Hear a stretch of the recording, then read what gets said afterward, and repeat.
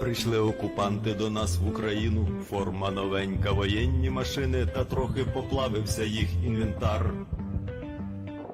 Байрактар, Байрактар. Російські танкісти сховались в кущі, щоб лаптям посорбати довбані щі, та трохи в ущах перегрівся навар. Байрактар, Байрактар. Зі сходу припхались до нас барани, для восстановлення великої страни, найкращий пастух баранячих отар.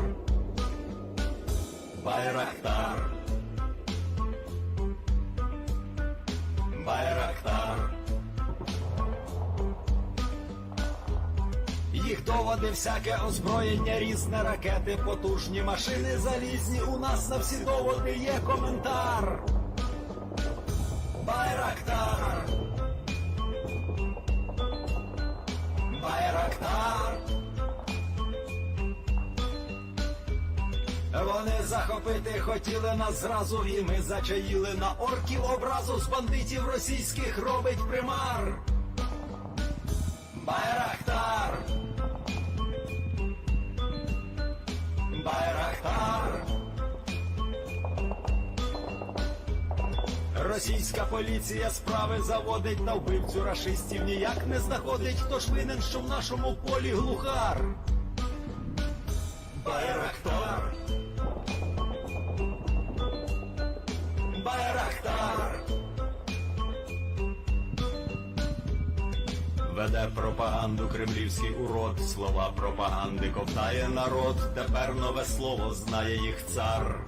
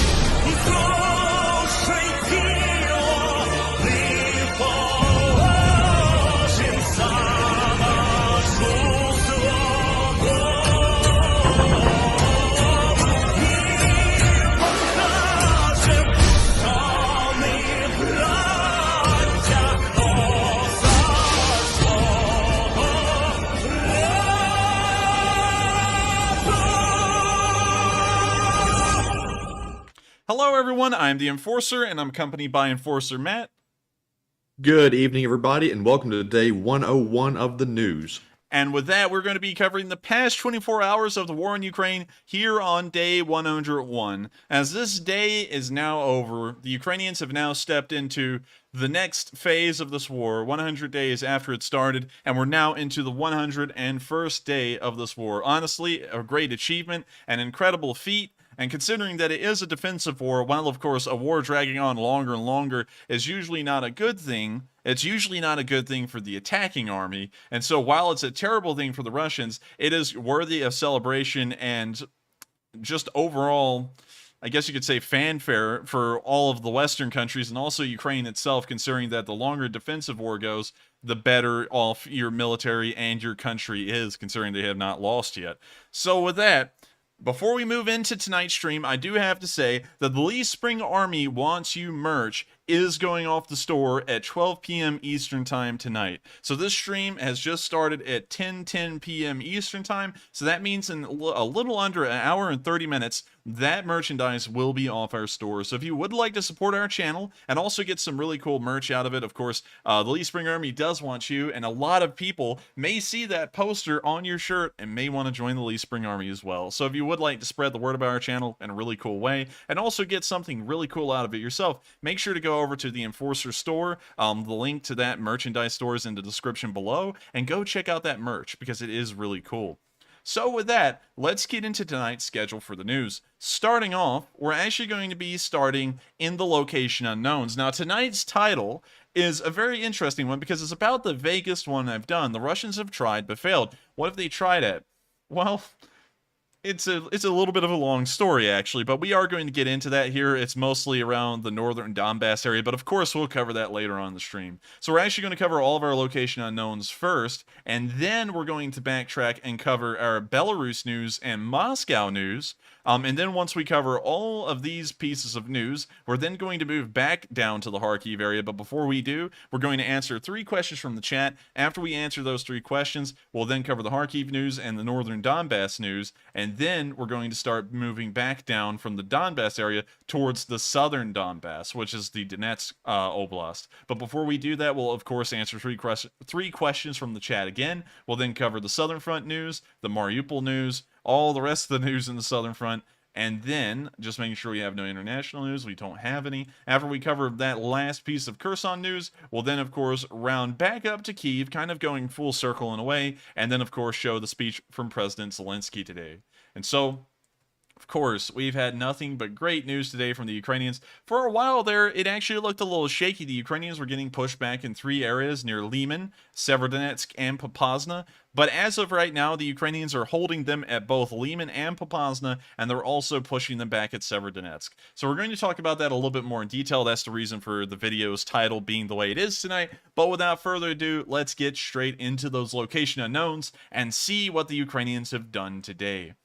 Starting off, we can see a peon in action. I can't get over calling this thing a peon. Of course, peon in English means something totally different than a peon in Ukrainian. A peon in Ukrainian actually means flower. But here we can see a video of one of them in use. I will have to mute the video. It does have copyrighted music. But we see the Ukrainians standing around preparing to fire. And then they fire.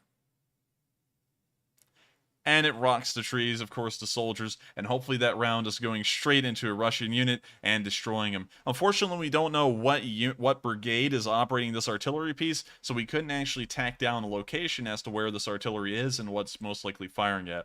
With that, we're going to move on to the next bit of location unknown news, where we can see a Stugna taking out multiple Russian vehicles. We've, of course, seen the Stugna kill streaks often, but tonight is no exception. The Ukrainians once again show us how a Stugna is supposed to be used. Да. Быстро. We can now see them looking out into the distance at the Russian tanks, which are right on the horizon of that hill. We can now see 2 of them. We can now hear them yelling that they're firing, and the missile is on the way.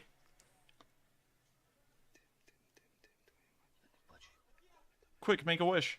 Вот он. Yes! And it looks like they got him. So now they're preparing the next Stugna. Їде і горить. Yes, дивись, цей бетер горить. А де танк? And when you see that they're still right on the brim of this hill, right in the view of the Stugna crew, and you would think that after seeing the first tank get hit right under the turret on the side of the tank, which means that of course it definitely went through and most likely killed both the gunner and the commander, you would think that the rest of the vehicles would back off the hill. Instead, they stay on top of it, as we can see here, and they just sit there. I don't know what the Russians think whenever they're doing this, but it doesn't make any sense. Вистріл!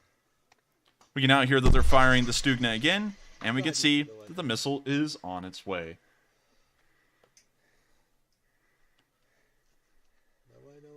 Давай, родной, давай. Бегут, бегут. You see that that vehicle also got hit and knocked out. And in that video, we saw 2 Russian tanks, maybe 1 tank and 1 armored personnel carrier. We couldn't exactly tell, but 2 Russian armored vehicles were knocked out again by Ukrainian Stugna. And it makes me more than happy to see this. One, because we know that those Russians will not have the potential to commit war crimes. The second thing is that, of course, this is weakening the Russian forces in that area, and we know that this is something that is being repeated across the entirety of the front lines. I say this over and over again, but I believe it's something that has to be stated a lot for it to keep in everyone's memory.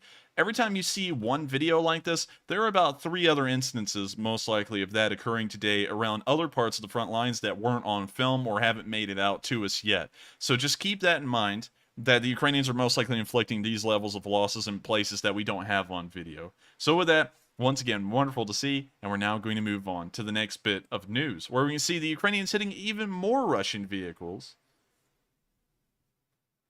This appears to be some kind of a KAMAZ supply truck that's in this tree line. We can also see that it appears... Now, I'm actually going to backtrack on that. This might be a railroad here. It does look like it's built up onto a burnt, well, I guess you could say a fill, but I'm not really sure. But we can see the KAMAZ here, and we can also see VK. I don't know what that means. Unfortunately, I don't know what the abbreviation is for that. But we can now see artillery landing near this KAMAZ and also the surrounding vehicles. And we can see that after the first shot, it wasn't landing around the KAMAZ, it landed on the KAMAZ. Of course, the Russians always have a habit of having stuff put on them, and it appears that the Ukrainians are always putting things onto them. Of course, sometimes the Russians try and weigh themselves down with washing machines. The Ukrainians try and help them, of course, take that off their backs, I guess you could say. So we can see that that KAMAZ was hit dead on. We cannot see any more shots landing right now. Wait a minute, correction. The KAMAZ is still there. Apparently that was one of the VKs that we saw earlier on that was highlighted, that was destroyed, but I don't know what those things are. That doesn't say BTR or BMP, but we can now see that the second vehicle was hit. I just don't know what those things are, though, unfortunately. But we can see that both of them are burning and exploding, and finally, we can see that they got the KAMAZ. And now we can see the hood flying off into the sky. So now we can see the GTA wasted sign, which I actually didn't see the first time I saw this video. But of course, it's great to see that the Ukrainian artillery is on point, and it wiped out that KAMAZ supply truck and also the 2 surrounding vehicles that were near it, although I still don't know what that actually stands for. Hopefully someone in the chat can clarify what that is, but I don't know what VK would stand for. But with that, we're now going to move on to the next bit of location unknown news, where we can see another Stugna attack. There has been loads of Stugna attacks today, and I know that a lot of the Lee Spring Army loves to watch footage of Stugnas, and so while these videos are very common, it's great to show that Stugnas are always, I guess you could say, really carrying the whole entire anti-armor picture on the front lines. We see javelins, of course, used here and there. We see in-laws being used. And we see all kinds of other systems like the Fago, I guess we'll call it, since the other pronunciation would probably get this channel kicked off of YouTube. We've also seen many other kinds, Concours, things like that. RPG-22s, you know, I'm not going to go through the whole list. But Stugnas are one of the things that we see most commonly. And it is, of course, a domestically produced anti-tank system that's actually practically new. It's only been around since the beginning of the Donbass conflict, and we can see here that, of course, this is one of those usual skiffs that were supposed to be exported to Saudi Arabia, and they have the Arabic interface on them. But, of course, due to the war, they were never exported. They were then pushed into Ukrainian military service. We can also see here that this is a zoomed-out video, so we can actually see the little joystick down here that they actually guide the missile into the target with. So this is a very interesting video from the perspective of how zoomed out it is.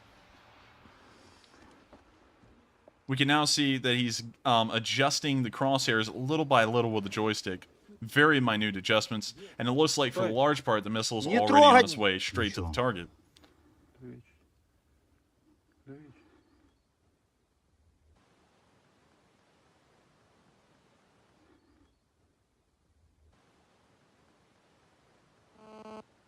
We can now see that it got hit, And also, I don't know what that was, but I hope y'all noticed it. Something went rocketing up towards the sky. I don't know what kind of ammunition that would have been, or if it was just a lucky ammo detonation that caused some of it to go flying.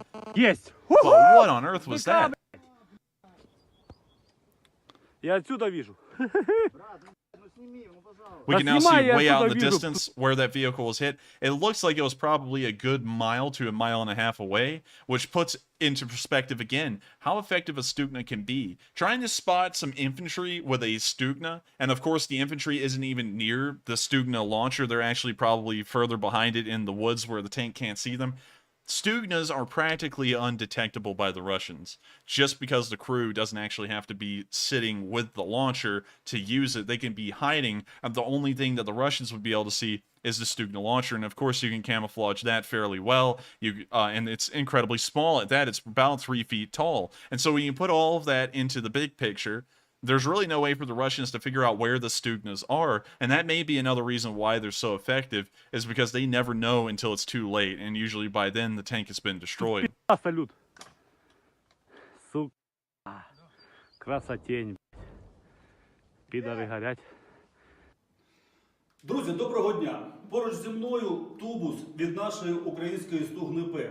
Ви щойно бачили відео, де ракета, яка була випущена саме з цього тубуса, догнала російську БМП і поставила, жирний хрест на... Now I'm going to pause this here because unfortunately we don't have a speech-to-text translation here, but we can actually see this guy, who's apparently the Stugna tech support guy, like we saw the Javelin tech support guy yesterday, and he's talking about how the Stugna missile works, what it can hit, and what it can destroy, it sounds like. Also, one thing that's cool to me is that he has a trident on his shirt, and he also has an American flag. Very interesting, and also cool to see that a lot of Ukrainians are big fans of the United States. If y'all remember a long time ago, in that park in Kharkiv that got hit by an MLRS barrage, we actually saw that they built up an entire American Wild West town as kind of like a playground, a neat little place for people to hang out.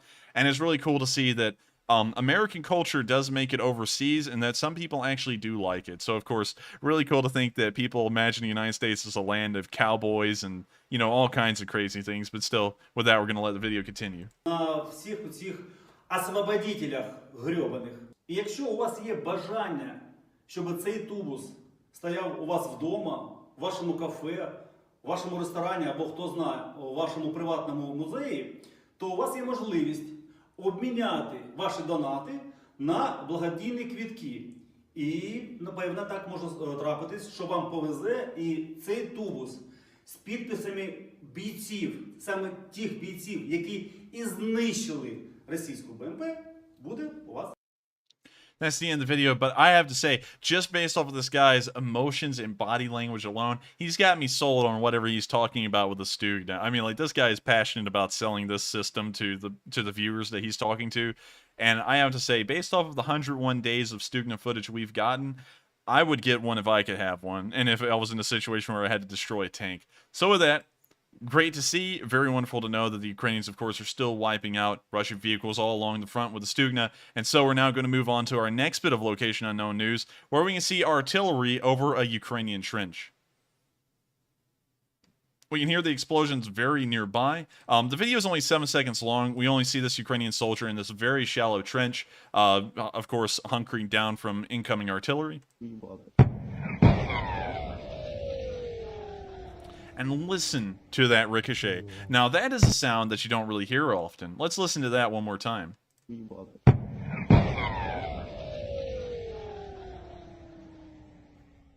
Now, what's weird and what's really cool about the physics of that noise is that that noise is only produced by some kind of ricochet. That's when the shell or the bullet, because it can occur with smaller arm, well, I guess you call it small arms fire, like rifles and such, the shell will hit the ground or hit something solid and it will bounce off. But once it bounces off, instead of just flying in a straight path somewhere, it's wobbling a little bit out of its, I guess you could say, I don't really know what to call it. It's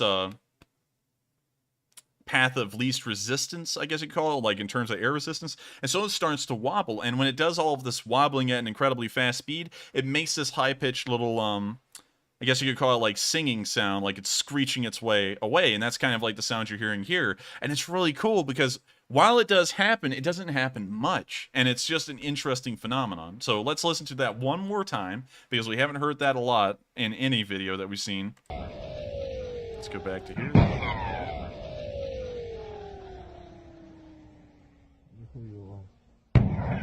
And that was very interesting to hear. And of course, it's great to know that the Ukrainians didn't really seem to be in all too much danger, because while it did land close, we didn't even see any dirt flung up or any kind of I guess you could call it, cloud of a plume from where it hit.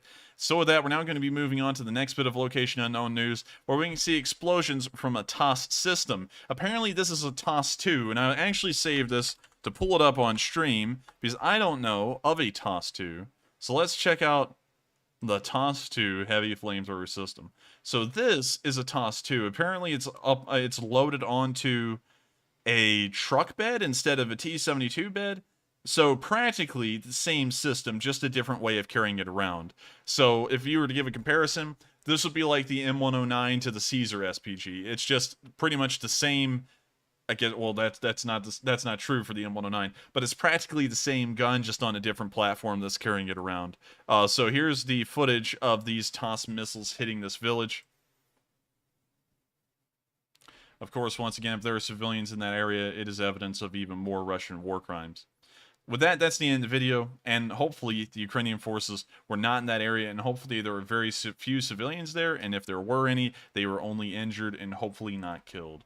With that, we're now going to be moving on to the next bit of location unknown news, where we can then see that the Ukrainians take out another BMP. The Russians have been taking heavy losses. Not to say that the Ukrainians, according to Zelensky recently, haven't been taking higher losses as well, but they are still not up to the level of Russian losses, which are still incredibly high each day. Here's a video of the Ukrainians taking out this BMP.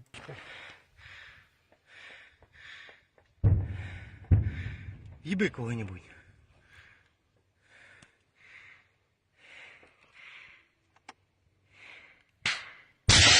Fortunately, it looks like this is gone slideshow. I was hoping it would clear up. Let me try and fix that. 1 second, everyone. Let's see if this fixes that. We're going to skip forward. There we go. All right, it fixed it. Let's get that back on. You see that they now launched a Stugna, and it's on the way towards the BMP. And that was fast. That BMP was pretty close compared to most of the footage we've normally seen. But that doesn't matter. The Stugna did hit it dead on the side and knocked the BMP out. It looks like there may have even been a few crew members riding on top, and so I think they may have gotten some flight miles. It looks like one of them did, but still, great to see the Ukrainians, of course, inflicting massive damage with the Stugna once again. I think this is the third or fourth video we've seen from today of Stugnas wiping out Russian vehicles, and I gotta tell you, 101 days later, it still isn't old. Well, that we're on to the next bit of news, where you can see the Ukrainians got a very close call with what happened to them. Apparently a missile hit very close. I was going to say it was from artillery, but I'm not really sure what this explosion was from. We just saw it and heard it in the distance, and it was incredibly close. Of course, the Ukrainians did survive, and they were not wounded at all, but it was a very close shave. So with that, here's the video.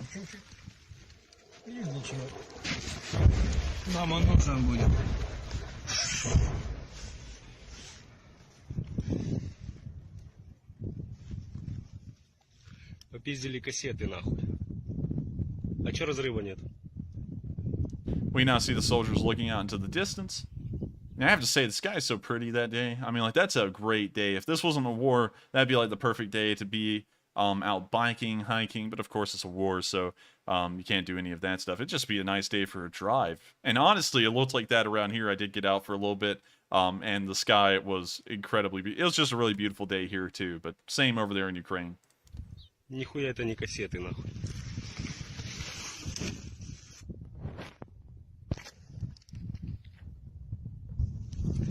Воздух. Оба, блядь.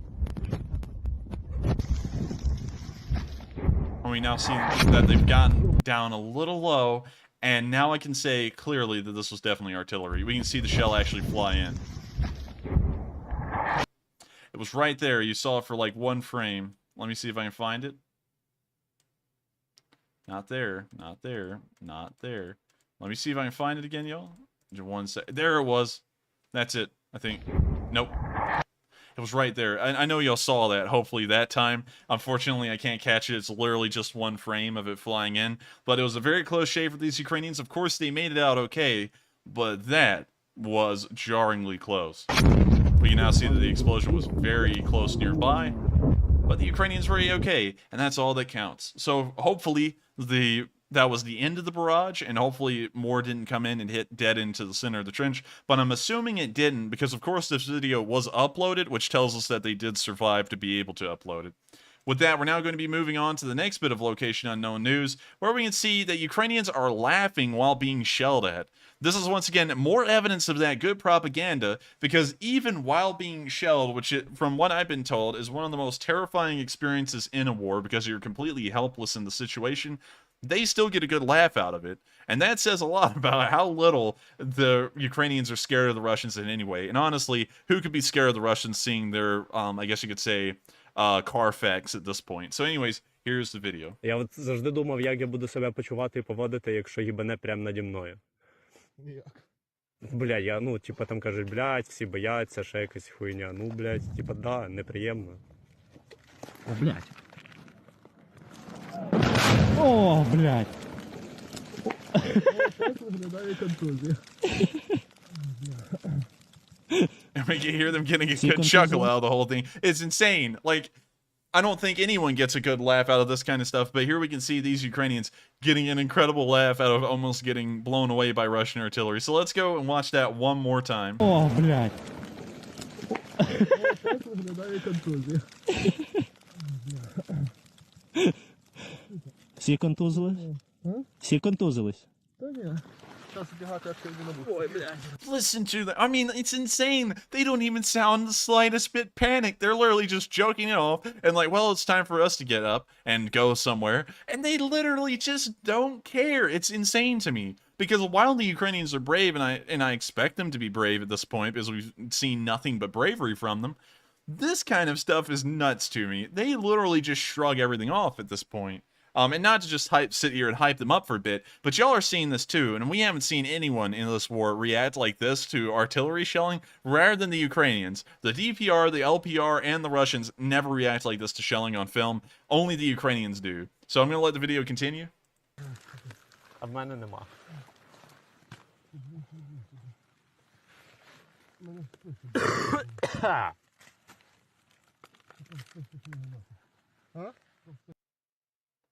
So, of course, interesting to see, and it shows that the Ukrainians just literally care less about the Russians. They're very confident in what they're doing, how they perform in combat, and how badly the Russians are off in terms of training. The Russians are practically the Three Stooges at this point in terms of how of what their prowess is on the field. And so with that, we're now going to move on to our next bit of location unknown news, where we can see a how-to basic Ukrainian style. This guy apparently is the Ukrainian MacGyver. And he's going to explain to these soldiers how to make an 82mm round able to be fired from an RPG-7. Now, this, of course, is suggesting one thing, is that apparently they're having a little bit of logistical troubles with getting RPG-7 rounds to the front lines for the Ukrainians to use. But at the same time, it appears that they've come up with a makeshift fix for this problem with 82mm shells, which apparently are in readily available supply, and they apparently have a decent amount of them for them to be making up this stopgap for their RPG-7, I guess you could say, munition shortage. And so here's the video, and we're actually going to see this guy, although there isn't a speech to text, explain how he's done this and how it works. So let's check this out. Міна 82, яка перекручується і ставиться замість кумулятивного і гранати на РПГ-7. Для цього треба, звісно, два ключа трубних, щоб гранату саму відкручувати. Вона відкручується трубними двома ключами. Ну, це окрема тема, покажу вам відос. І тепер от я спеціально з фронту привіз. Це трофейна міна, це російська міна, щоб ви знали. Це російська трофейна міна. Я її привіз з фронту із-під Лук'янів. Тепер вам всім показую, що дуже пиляли. Я тільки про не пиляють. Дивіться, тут спеціально є розвальцовка. So apparently I was wrong. There actually is a speech-to-text translation. I was just sitting here watching this video and reading it. I was like, wait a minute, I need to clarify that. So anyways, I'm going to let the video play now. Бачите, показую дві точки. Не підходять взагалі. От показую всім, от всі коні. Дві точки. Бачите, от. Їх взагалі 4, бо вони з 4 сторін розвальцовані. Так, хлопці, ну тут треба, ясно, техніка безпеки, я трохи спішу і друкую, тому що треба притиснути ногою, отак, дивіться.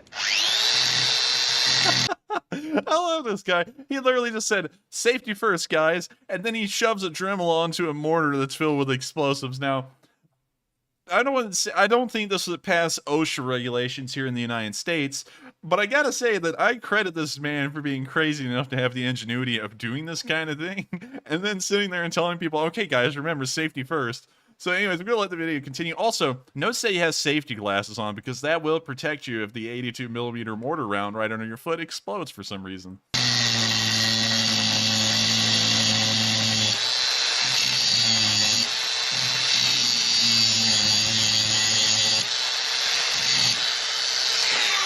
Я скажу більше того, хлопці беруть, де молоток. Взагалі з цією розвальцовкою фігачать і відбивають місці з розвальцовкою. Тому що вони просто забивають вместо... Now, I just want to give the disclaimer, of course, that if anyone for some reason has been able to get an 82mm mortar anywhere around the world and you'll have one, do not try this at home. This is obviously not safe. And of course, this will most likely be an act of terrorism. So don't do this. This is very dangerous, and on top of that, most likely illegal everywhere else in the world. So don't get any kind of crazy ideas from this, but still, it's crazy to see how they're improvising an 82mm round to be used out of an RPG. So I'm going to let the video continue. Стартового заряда. Так беремо його, отак, беремо.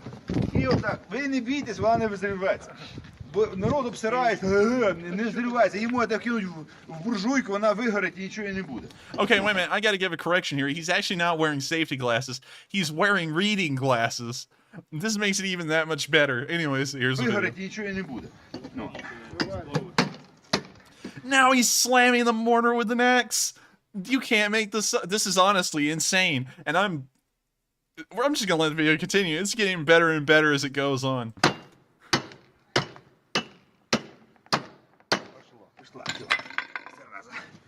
Вона відкручується легко, бачите, тут така смазочка. Бачите, от, смазка. Заводська. В принципі, хлопці беруть навіть от, не пропилюючи, збивають, жорстко б'ють і збивають. Ну, лучше пропилять. У мене для цього спеціально маленька пилочка. Тепер дивіться, от волонтери нам прислали такі перекрути. Бачите, от. Переходник. Переходник, так. Да. Називається перекрут. Або переходник, да, от. Бачите? О, берете і вкручуєте. Отак сюди. О, от, бачите? Крутили. Все. Далі. Беремо вистріл. От уже це пороховий двигатель стартовий. Далі маршовий. Це, я знову таки, це російський. Це прилетів до нас, коли він? В якому році? Написано. 19-му році. А може 18-му. This man is literally making an RPG out of a mortar, but he takes time to look at the, I guess you could say, propellant that they're going to be using and make sure that he's getting the year correct on what year they got this from the Russian forces. Well, of course, captured it from the Russian forces, which is hilarious to me. This guy is a character and icing on the cake to this whole entire how-to basic on how to make an RPG out of a mortar shell. Це я забрав. Це вже з перекрутом. Значить, відкручується граната кумулятивна, відкручується двома трубними ключами. Ця прикручується, от, дивіться, от, все, вона готова. Далі, от тут пробочка пластмасова. І вставимо взриватель. От коли взриватель поставили, з нею гратися опасно. Зараз ви можете її запхати в буржуйку, що куди завгодно, з нею ніхрена не буде, не бійтеся її. Тепер далі, що ми ставимо? RPG-7. So now this guy has explained, while it was crazy at the start, he just actually explained that you could hold the mortar round into a fire, which I wouldn't still do, and nothing would happen because there's no detonator or fuse screwed into the front of the mortar. But still, I honestly think it's crazy to put an angle grinder. I just saw a lot of people say it's not a whatever I was saying at the beginning, it's an angle grinder. I still wouldn't put an angle grinder to a mortar. I don't know why, but I feel like it's unsafe. Hopefully a lot of people can agree with me. RPG-7 ми поставили. Значить, бачите оцей, називається чи болтик, чи шурупик. Оце бачите, от. Він-фіксатор. Називається. Він-фіксатор називає, по-научному називає. Бачите, от він. А тут така от, бачите, таку фасочку, бачите, на RPG-7? Паска, бачите, так? Паска. Значить, ми що робимо? Ми робимо м'яко, ласково, ніжно, дуже ніжно. Бо там ну, порохова, там воно м'яко, вона ж поберова, бачите, так? І отак от ми його, і вже в самому кінці ми робимо такий клас. Клас чого сіло, зриватель ми закрутили. Далі. Ми готуємося, як вам розказати, тільки гранату ну, трохи вертикально, де вона... This man is a madman. You can even see the guy back here in the background, this man standing behind this guy. When he lifts up this RPG, he starts like kind of like skeptically stepping away from it, of course, because he's in the range of the backblast if something was to go wrong. And then he looks very uneasy standing back there. Watch him in the background.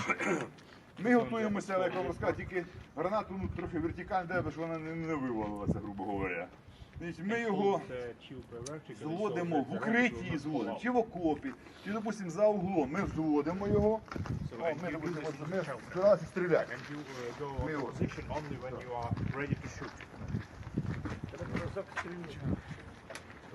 Прицели.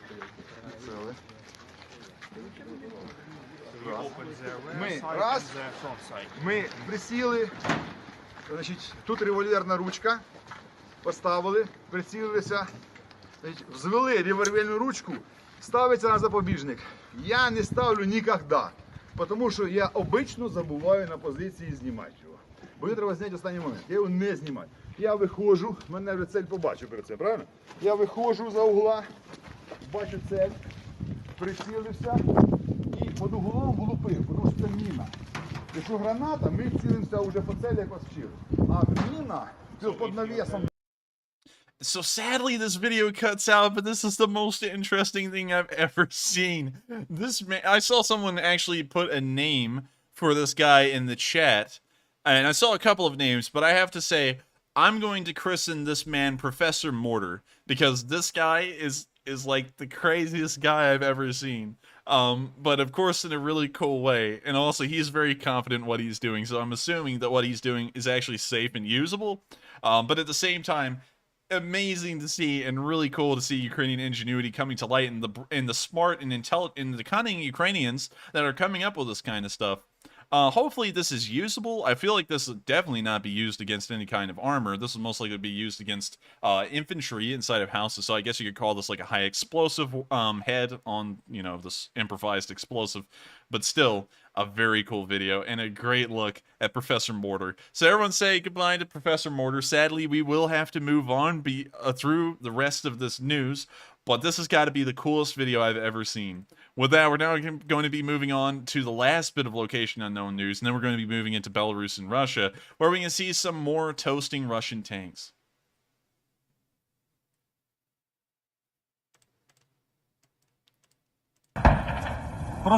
Просив як людей. Хочу танк, його палить,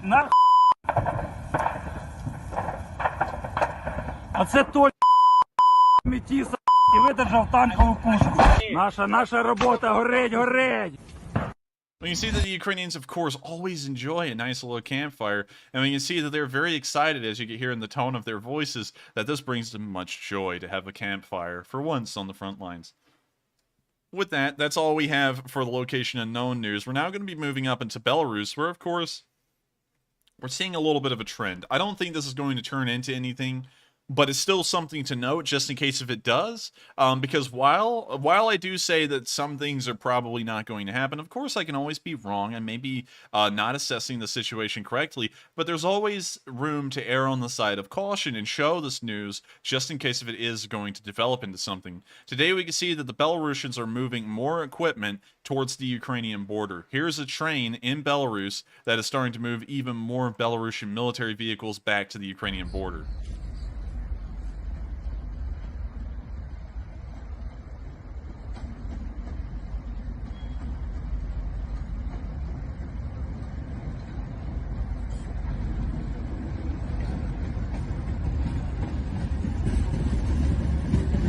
We can see them pulling the train out of the yard. And we can now see all the BMP-2s. They actually have a tricolor camouflage, which is pretty rare, I guess you could say. But then again, they are Belarusian, so that may be the reason why. We can also see a support vehicle there, which was really unique to see. It looks like it's on a... Oh, that's a tough one. T62 or T72 chassis. The front glacis does not look like a T72. But it also doesn't look like a T80. So I can't really tell you what the chassis of that is, but it is a support vehicle. We could then see here... Well, that's another tough one as well. That doesn't look like a normal BMP, but I can't tell you exactly what that is. We can now see some MTLBs. We can now see some more BMP2s. 2 empty flat cars.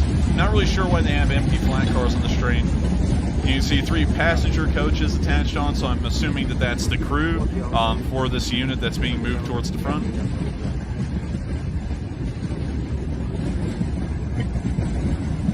We can now see even more MTLBs, BMP2s.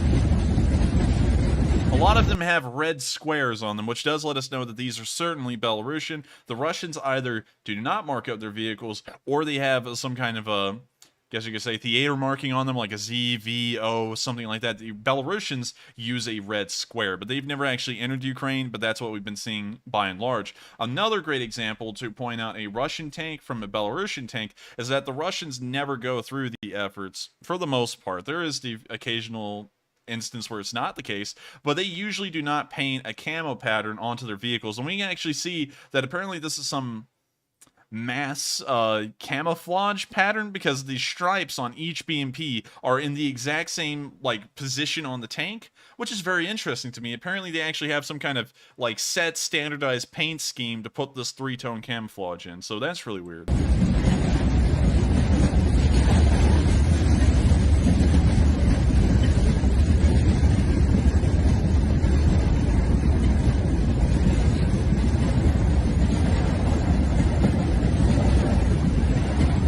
See nothing but BMP2s. We now have an empty flat car. And then we can see an OSA anti-air system. That is an OSA, which is one of... It's actually fairly old. They were actually using those things in the 80s and the late 70s.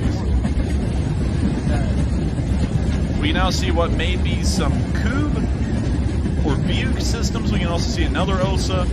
And now we're seeing a support trailer. We're seeing some kind of command vehicle. Another OSA, well actually 3 more OSAs. 2 more support trailers, and finally some kind of a spare cargo wagon, I guess you could call it. So with that, that's the end of that video, but it actually looked like they were taking an entire unit by train to the front lines. It had everything. It had anti-air, it had armored personnel carriers, did not have main battle tanks. We didn't see those. But beyond that, it generally had everything else. And I'm not really sure about Belarus's, I guess you could say, unit composition and what they're made up of, but that certainly looked like an entire unit in its entirety, especially because there was a command vehicle on that train that was being moved to the front. So interesting to see. We're of course going to keep apprised of that situation. We know that there are Belarusian forces near the border, but they've been there for about a month and they haven't done anything yet, and we also don't have any evidence that they're preparing to do anything. But of course, we'll keep an eye on that. And so we're now going to move into Russia itself. And I had to show this one today because the Russians are clinically insane at this point, at least in the higher-ups. And so today we can actually see a Russian from the Duma, which is kind of like the Russian version of the Parliament or the Congress. If you're from Britain, it's the Parliament, or many other countries, it's the Parliament. And if you're from the United States, it's called the Congress.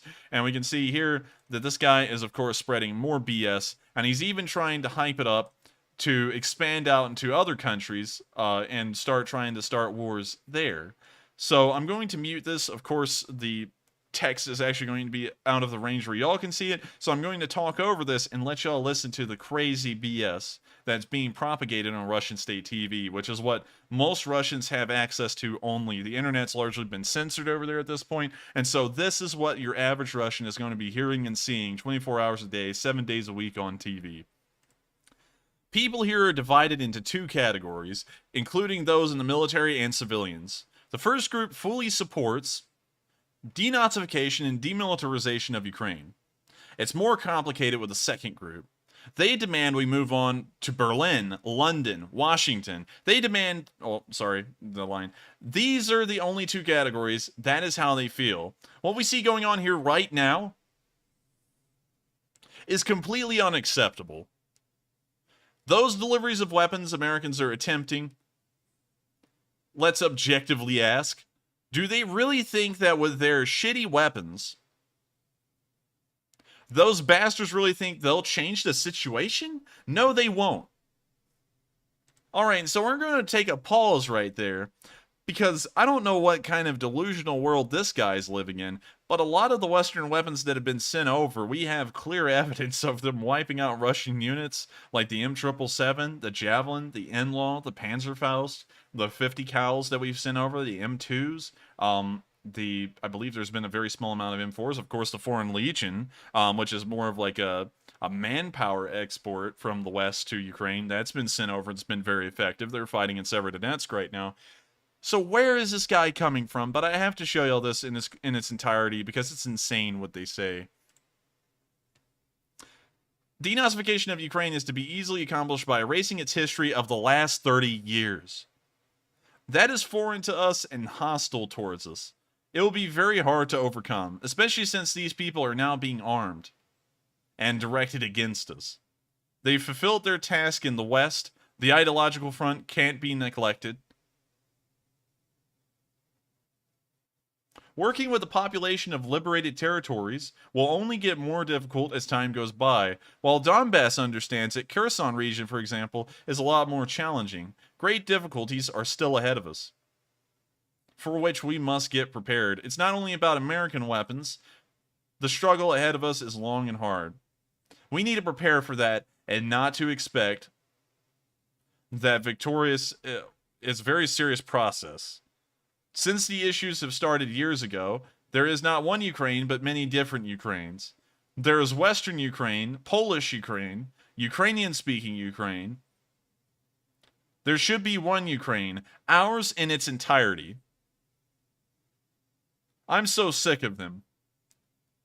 Reading about whatever they come up with next, like their lists of sanctions, and thinking, guys, I'm sick of you. I don't mind when inept people try to rule the world. This is coming from the Russians that have got Vladimir Putin. Keep that in mind. That's the crazy part about this nut.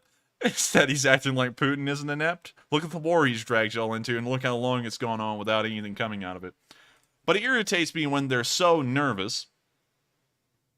If you want war with us, then declare war, so we can start swinging. Putin clearly said, and Medvedev's clearly said, we'll strike the decision-making centers,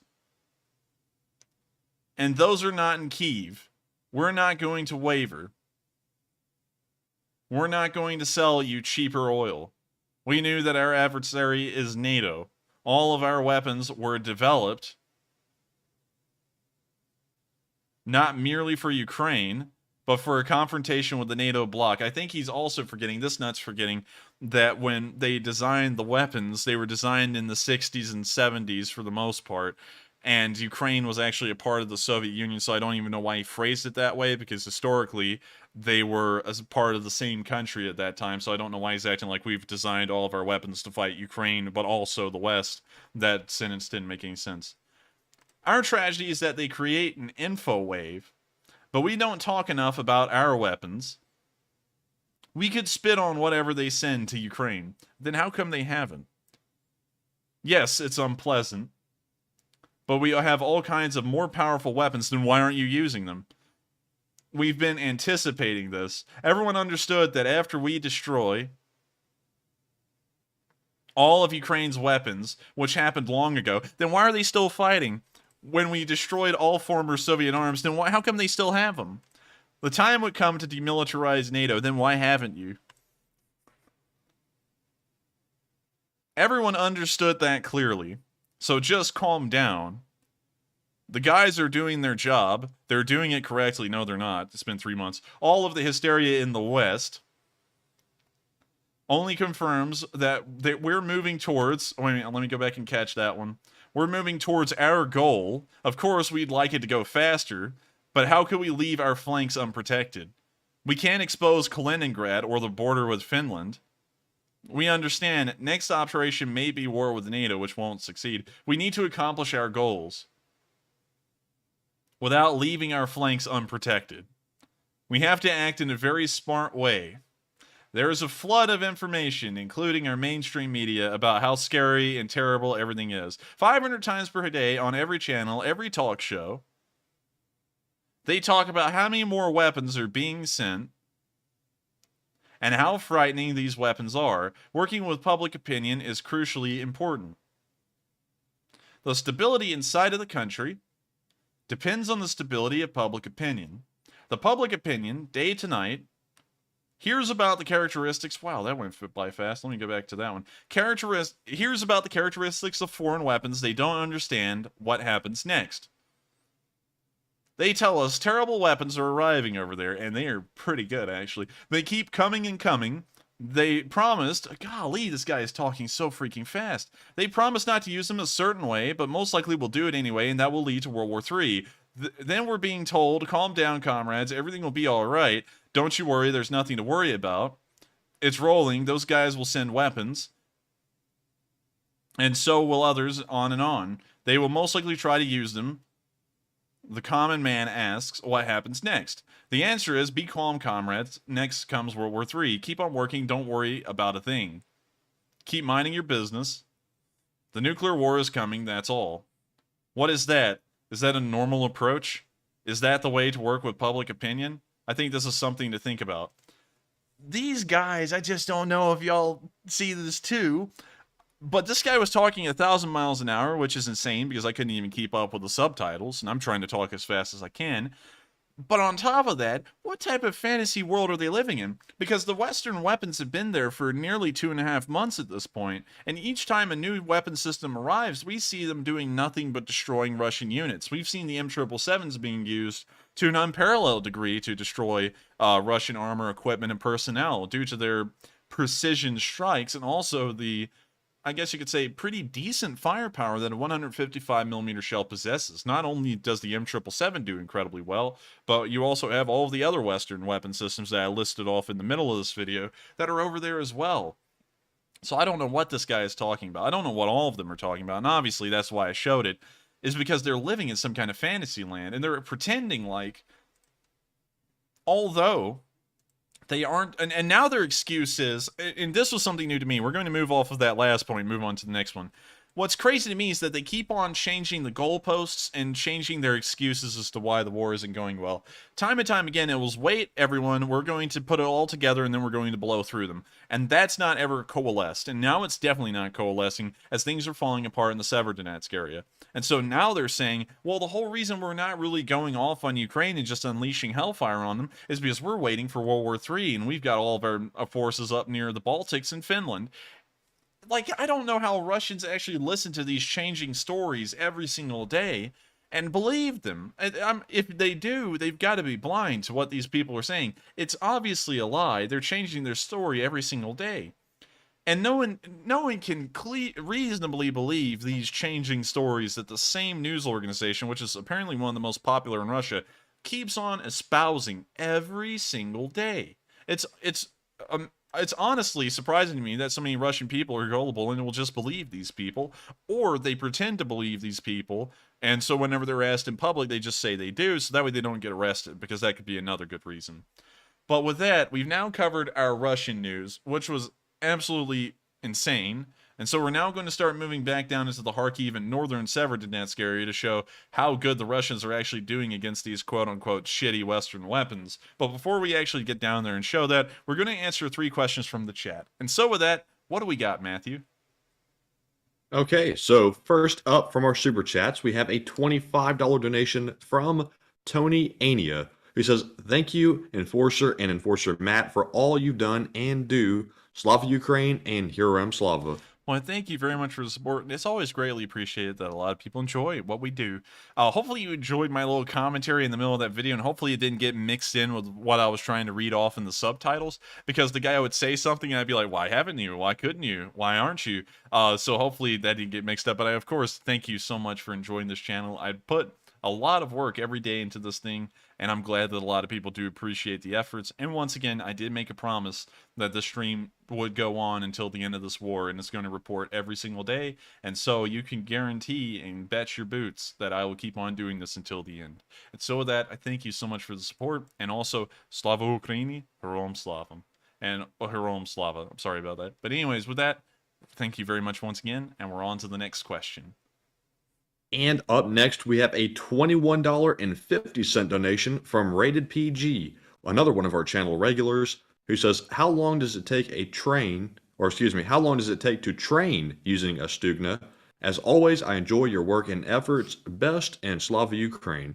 Well, I thank you very much for the support. And of course, it's a great question. I'm not really sure about that figure exactly. So let's try and see if we can Google that and get an answer. How long does it take to train a Stugna crew? Training, Bureau of Justice Assistance. Apparently, typing in Stugna on Google will get you crime intervention team training. So that's new. How long does it take to train ATGMs? Let's just pull that up. Oh, here we go. We got an answer. At least 2 weeks to be barely effective. So I'm assuming that it most likely be 3 week to a whole month of training to be able to use that system. Of course, the Ukrainians are fast learners. We've already seen that with how quickly they've adapted to the M777. So that time may be around 2 weeks, and they may be able to get the crash course on how to use it, and then, of course, I guess you could say improve their operational abilities as time goes on, with more experience. So we're looking at least 2 weeks and maybe out to a month. So with that, I hope that does answer the question. And so that gives us a pretty good idea that in the scope of how long this war has gone on, they may have been able to train 3 entirely new batches or around 8 brand new batches of Stugna crews over the course of this war. So I thank you very much for the support. That's actually a really good question. I'm glad I could actually answer that one. That was a great question. And so with that, I thank you so much for the support, and we're going to move on to the last question of this segment, and then we're going to move on to the Kharkiv and Northern Donbass news. And the last one of the segment goes to Captain Chris 1220, another channel regular, who puts in a $20 donation and says, feeling good tonight, and Slava Ukraine. Well, I thank you very much for the support. Of course, it always helps our channel a great deal and helps us to keep running. And also, thank you. Thank you for the support once again. But it's also great to hear that you're feeling great. So thank you so much. I hope this stream is also helping you get that extra little bit of boost. Of course, I always try and keep things light and optimistic. Although, of course, it is a war, and that's a little bit of a tough thing on its own right. But with that, I thank you so much for the support, and also Slava Ukraini, Herom Slavam. And with that, we have reached the end of this question segment. If you have sent in a super chat or are going to send in a super chat, do not fret whatsoever. We will answer everyone's questions, everyone's live chats, and also a decent amount of questions from the live chat if possible near the end of the stream. So we will get to all of them before the end of the night. But with that, we're now going to return back to the news, and we're going to cover the Kharkiv and Northern Donbass area. Starting off in the Kharkiv area, we've seen a video of some tank traps that were set up by the Ukrainians, I'm assuming earlier on into the war, that are still there near Kharkiv. Here's the video of a tank driving through these tank traps. It was a really interesting little look. Also, really neat car. I don't know what kind of paint job that is on it, but really cool nonetheless. Oops. Those are the militaries. When you see the tank traps set up in a normal blockade setup, I guess you could call it, where the vehicles have to kind of zigzag through the tank traps to get through. Finger. And then this is a beautiful church that got a couple small bomb hits. And that is a beautiful church. I don't know about y'all, but I'm a huge fan of historical buildings and classic architecture. Usually architecture that goes from the, I guess you could call it the Romanticist period. Really Art Deco, but that's kind of pushing it a little bit. But Art Deco and back. And I love all the architectural styles that used to come out. They were very pretty, and I've got to say that this is a very ornate church. I hope a lot of y'all will agree with me, because that's a really nice one. And that's all, folks. But of course, we can hear the narrator saying that apparently it may have been grazed by a couple of bombs, as it does appear to have a little bit of damage on it. Hopefully it can survive through the war intact, because we actually got unfortunate news that the largest wood church in the world burned down today in a fire caused by Russian artillery bombardment. With that, we're now going to be moving on to the next bit of news in Kharkiv, where we can actually see, and this is something that's just a little bit of a passing by mention to Kharkiv, but of course, 2 months ago, a lot of people were concerned that Kharkiv would fall. It was actually under siege. It was surrounded on all sides for a couple of days, and it wasn't looking good. The situation was grim. But today, on day 101, someone took a video of the flag of Ukraine flying over the city of Kharkiv, and I think it's a great reminder, although Kharkiv isn't under direct threat anymore, that this city, which was once the primary target of the Russian army, still stands, much like Fort McHenry did in the War of 1812.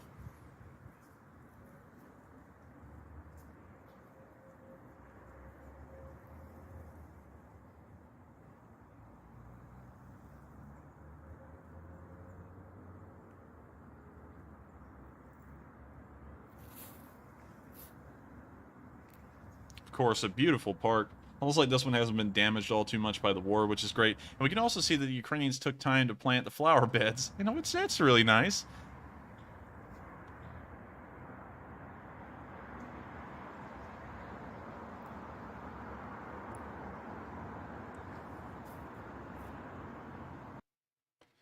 So a beautiful little video here, and it's great to see that the Ukrainian flag still flies over the city of Kharkiv, and the Ukrainians do control it.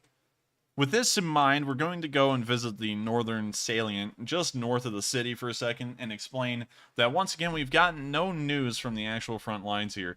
That suggests one of two things, and I've said this a couple of times, but just in case we do have new viewers, it's still important to mention. One, this is suggesting that the Ukrainians are making advances, and so they usually don't show videos of their advances and where they have made it, because of course they could give away Ukrainian locations and end up getting soldiers killed. The other thing that this is suggesting is that the Russians also are not uploading any videos from here too, and that tells us that they're apparently not having a good time either. So with this in mind, we can kind of get the general assumption that apparently the front line for the Russians up here is in poor condition, and the Ukrainians are keeping a tight leash on videos that get out from here, and they may be pushing the Russians back a very small amount. I don't believe it's a large amount, but there still may be some pushback that the Ukrainians are giving the Russians up here in the salient. So with that, we're now going to move past Chuhiv and also Donetsk. Oh, well, not Donetsk. We're going to move past Balaklia. Sorry there. And we're now going to move down to the area of Izium. Of course, there's been no offensives launched from the Izium area. Still, it appears that the Russians have entirely halted offensive operations out of the city of Izium. But we have seen today that the Ukrainians don't really care about that, and even if the Russians are just at a standstill, they're still going to wipe out as many of them as possible. Here we can see the 93rd Brigade firing a javelin at a Russian tank in the distance near Izium and destroying it. So here's the video of them destroying a... Okay, I just want to make sure that wasn't a song. But here we can see them firing the javelin at a Russian tank in the distance. Here's the video.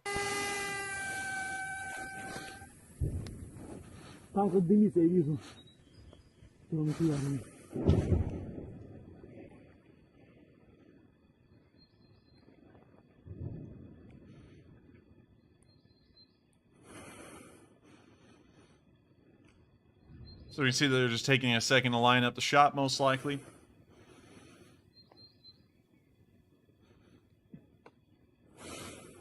Don't ever want to rush to failure. Now we can see that the javelin is on the way, and the cameraman's so confident in what this javelin's doing that he stands up immediately to try and get the best shot of this. So I guess you could say that he's doing it for the Vine. Of course, that was used a lot for the Chechens because they would fake a whole bunch of stuff, but right now I'm using the doing it for the Vine line because this guy is going to stand up and show off how well this javelin will hit a tank, just to show the world that the Ukrainians are very confident in their Western weapons and that these quote-unquote, and I'm sorry for the language, but shitty Western weapons are doing incredibly well.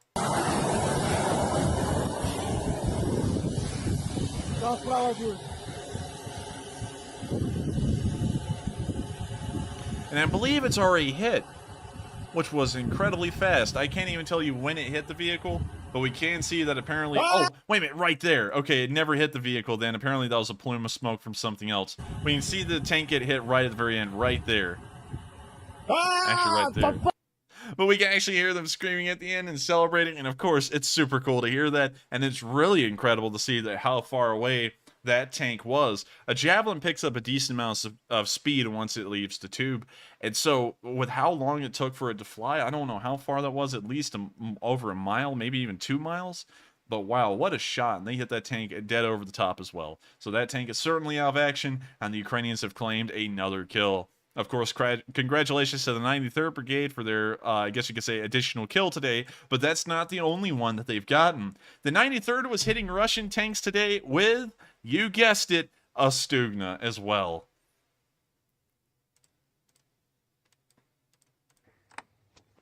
Here we can see the Russian tank advancing through the field. They fired the Stugna at it. And it hit dead in the turret. Красавчик, снял?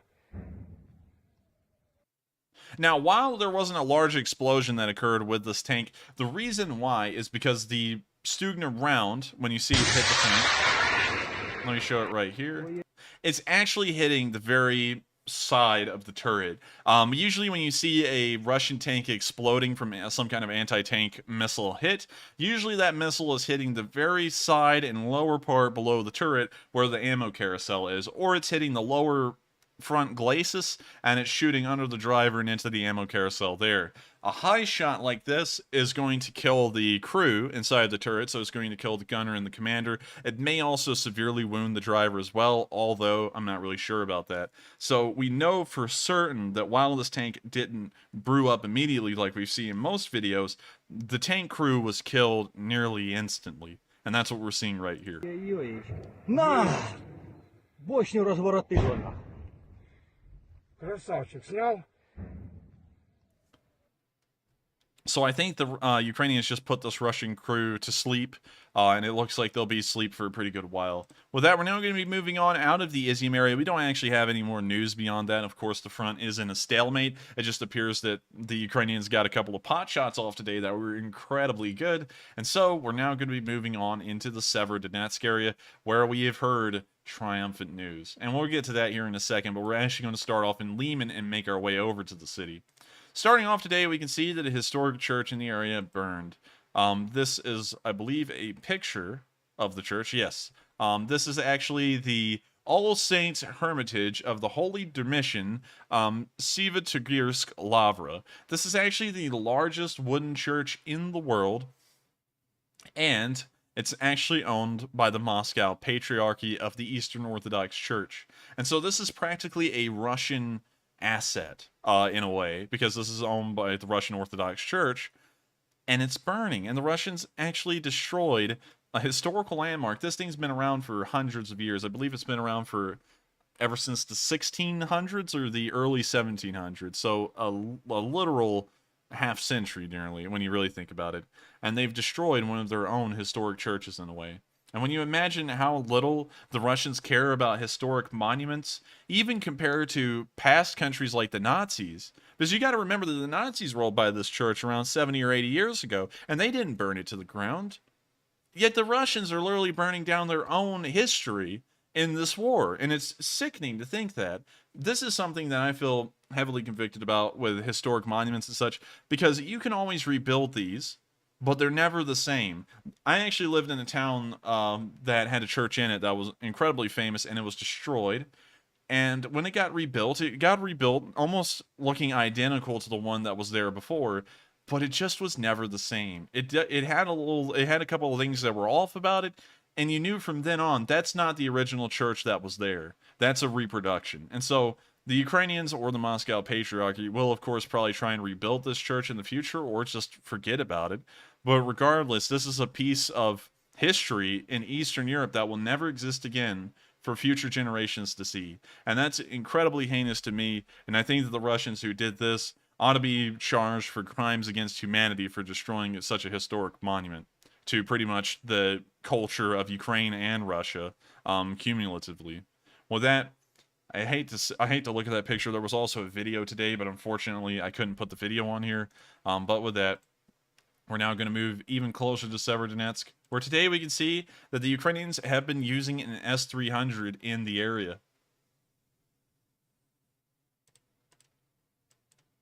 Now, one thing I would like to note, because I did see a couple of people mention this today, and I would like to make sure that people do realize this, the foliage is not on the trees. So this is apparently sometime in March, or maybe even early April. So this isn't something that's incredibly recent, but it was uploaded today for the first time, and it is an interesting bit of video, and so it was included in today's 101-day news, and we got an idea that it was somewhere around this area in the start of the war, near the Donbass and kind of near Severodonetsk. And so, here's the video. We can see the S-300 silo sitting there, and we're about to see a missile pop out and decide to take a stroll. And there it is, and there it goes. Вот так вот, слава Україні!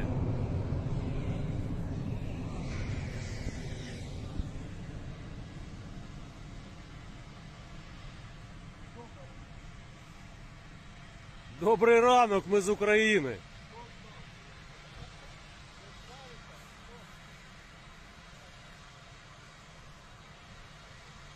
We can now see the S-300 silo sitting there. It's going to be a second before the next missile launches, but always we have to give credit to the Ukrainian air defenses, especially the ground air defenses, that have pretty much been owning the skies over Ukraine since the start of this war. This was actually something that thwarted the Russians' plans massively. In a modern war, it's very important to claim air supremacy when trying to, of course, pursue an offensive, and the Russians used outdated information to attack Ukraine's air defense forces, such as their ground air defense and also their aircraft as well. And so they actually didn't destroy any of Ukraine's newer and more modern air defense systems. They actually destroyed all of the older stuff that was from the 70s and 60s vintage. So the Ukrainians didn't really lose anything that was all too critical and vital to their air defense.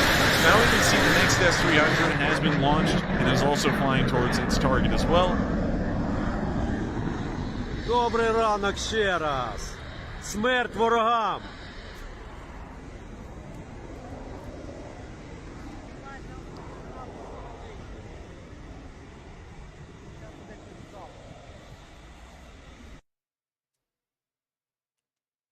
And so with that, that's the end of the video, but a very interesting video nonetheless about how an S-300 system fires its missile. And it's always cool to see that a lot of missiles fire the exact same way. We've seen Iskanders, also Calibers, the S-300s, and a couple of other missiles. Of course, there's been so many of them at this point, I can't remember them all. But they all kind of fire in the same way. They all shoot out of the silo really quick. Most of them don't use their motors at that exact moment. They kind of flip over into a horizontal, and then the motor turns on and it starts flying towards the direction of its target. It's interesting to see how these missiles actually work, because one wouldn't naturally think that they work like that. You would think it would work like a rocket you would see at Cape Canaveral, where the motor turns on immediately and it starts flying off. And I'm calling it a motor because there's many different kinds of propellants. There's solid, liquid, so I'm just calling it a motor. With that, of course, an interesting video to see, and we're now going to move into the city of Severodonetsk. Before we actually get to the massive news tonight, I'm going to start off the Severodonetsk news with a smaller bit of news, where we've actually seen someone showing their damaged house in the city. So here's the video.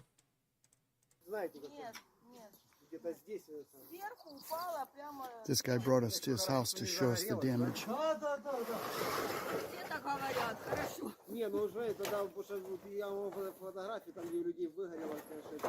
That's a cute dog. Собака молодец.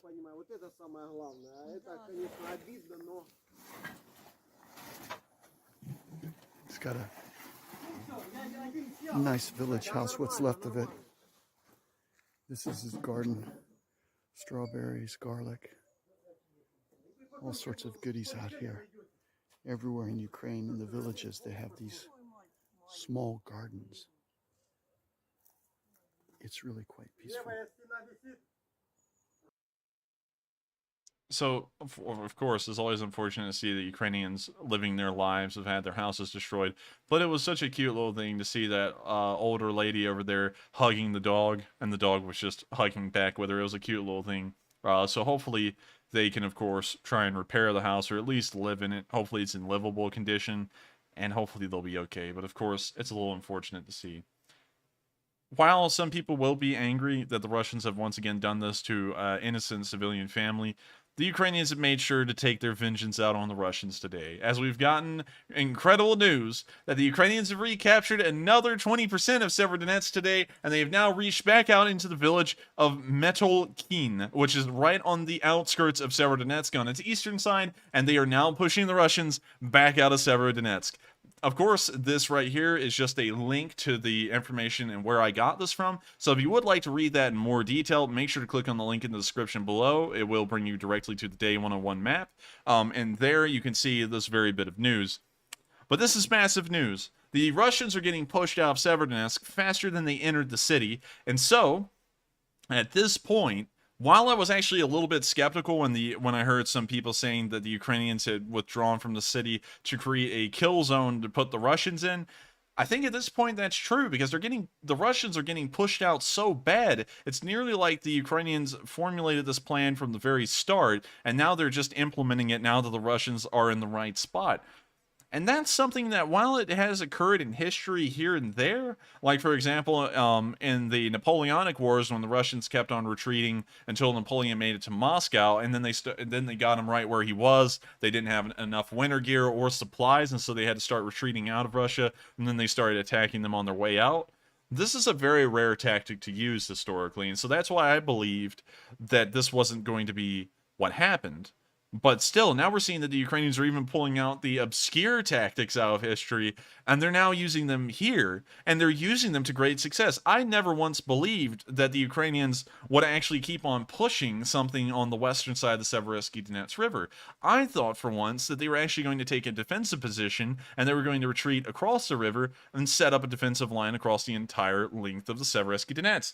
But here we're seeing that they're actually pushing the Russians back, and this is insane to me. I never thought that this would be what they're doing, but they're doing that. And so I wish them the best of luck, and of course, it is incredible news to hear that even in the areas of the front where the Russians are their strongest, which is Severodonetsk, Lyman, and Popasna, the Ukrainians can simply stop them and start pushing them back. Hopefully we can see that repeated in Lyman and Popasna as well, because that's going to let us know that the Russian war machine has lost all of its steam, because their offensives, as I've said before on multiple streams, continue to get smaller and smaller in scope.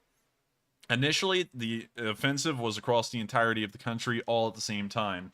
Then they removed the northeastern area of the offensive, and they focused entirely on the eastern side, and they also removed the southern side from the offensive as well, although they've never retreated out of there.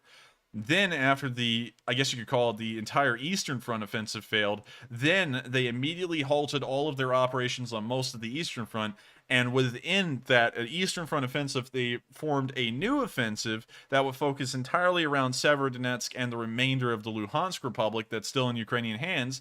And now we've seen that offensive fail as well. It's been stopped dead in its tracks, and of course, an offensive is only successful if it meets all of its objectives without being stalled. And we've seen now that this one's been going on for about two and a half weeks, and this offensive is now stalled as well. And so now they're left pretty much exhausted of all their options, and if they continue an offensive, considering how much smaller they keep on getting as the war goes on, they're going to be left with an offensive up on one street in Rubizhny in a week's time, and they're going to be just trying to push down that alone and claim it's a major victory. So we're just going to have to, of course, wait and see as time goes on. But it looks like the Russians are, of course, running out of steam. And I've been saying that for a little bit, but now there's telltale signs due to how much smaller their operations are getting that it has to be a certainty at this point. With that, we're now going to be moving out of the Severodonetsk area, and the great news we got from there, which was the title for tonight. I said the Russians tried but failed. They tried to push a much smaller offensive than they initially planned, and it still failed. They just can't win. It's almost inevitable at this point. The Ukrainians continue to perform miracles to some degree, because I didn't even think they would be doing this, and now they are. And so I don't know what's in store for the Russians. I think the Russians are really just going to be on the receiving end, and taking the abuse from the Ukrainians until the end of the war. So with that, we're now going to move down into Luhansk, and we're now going to start moving our way towards the Popasna finger. Starting off, we can actually see that while the Russians did get bombarded in that propaganda video we saw the other day where they went running for their car and left, they actually managed to get some of the footage from this area and salvage it and create a propaganda video. So I'm going to show this to y'all, and it's crazy how they actually change the narrative as it goes. So here's the video. Got copyrighted music there. We can see them loading up the TOS rockets into the launcher.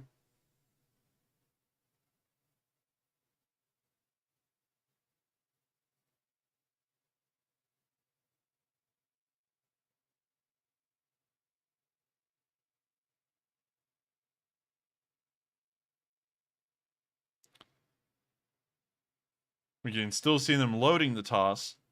And we haven't seen this part. Of course, this is all of their prep and setup to the next part we're about to see. Okay, there's still music playing. We can now see the TOS that was in the video yesterday now moving down the exact same road that we saw on film the other day. It's now traveling to the position where we're about to see it firing on film, and now it's set up in the exact spot we saw the other day. Let me see if it still has music playing. It does. So now we see it preparing to fire. In this right here, a lot of y'all are going to remember this. There's the exact same tree. It looks like a poplar out in the distance, and there's the other tree next to it. And I remember that from yesterday's video, and this is literally the exact same TOS in the same spot that was getting hit by Ukrainian artillery the other day. But in this video, that's being released to the Russian public, they have now painted the picture that this TOS never got fired at, and it was just raining down hellfire on the Ukrainians.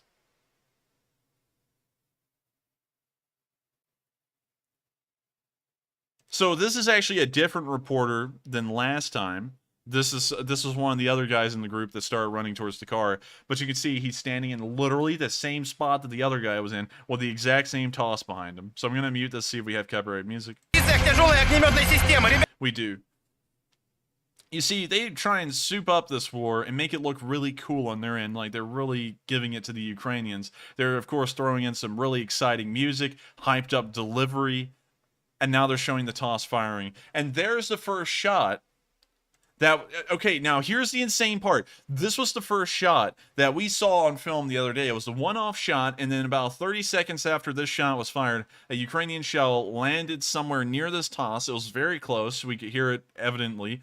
And then the news crews started to turn around and run. But in this clip, we see the TOS fire, and then it shows what this TOS supposedly hit downrange, which there's the explosion right there. It does not show you the Ukrainian bomb or artillery hitting right near this TOS. It's now showing the TOS firing off its salvo later on after the Ukrainian shell landed near it.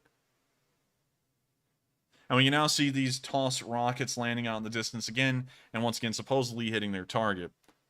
We can now see it firing off its salvo, and remember, at this point, apparently they left the camera running, but the news crews were running back to their car, and they were getting out of there. I hope a lot of y'all were from yesterday's stream, because it's insane how they literally spin a narrative any way they want, and you can now see the raw footage compared to what the Russians put out. Why I don't really credit Russian news with being truthful at all, and I know a lot of people, well, not really a lot of people, but there are some people who go, oh man, you ought to listen to both sides. This is why I don't listen to the Russian side, because when you see their unedited videos versus their edited videos, they are literally cherry picking the best stuff out of their videos to paint a story that isn't even happening. We now see the missiles, of course, flying into the distance. And now we can see the TOS rockets hitting this tree line.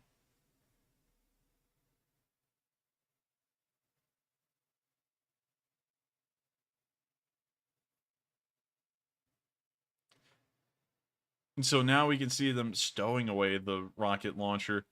Now this camera is too stable. I'm assuming that this thing's on a tripod and it was just left running and that crew got out of there. And then they came back afterwards later on. And then they retrieved the camera. But literally the same spot, the exact same launcher, and when the Russians actually got a hold of this footage and were getting ready to show it to the public, they edited out the part where the Ukrainian artillery started to rain down on this MLRS and started giving everyone hell, and where the film crew began to run away. That lets you know how much the Russians doctor all of their news, and why it always looks like on Russian news, they're winning.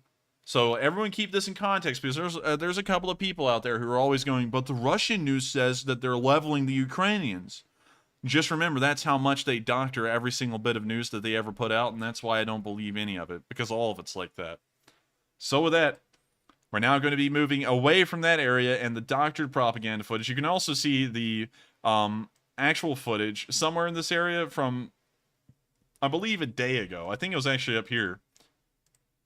I can't really remember. Anyways, it's somewhere on this map. Y'all can go and find it if you'd like. But anyways, we're now going to move towards the area of Khersk, where we can see some Russian vehicles versing Ukrainian artillery. I think a lot of y'all have seen the end result of these kinds of videos. The Russian vehicles never win this engagement.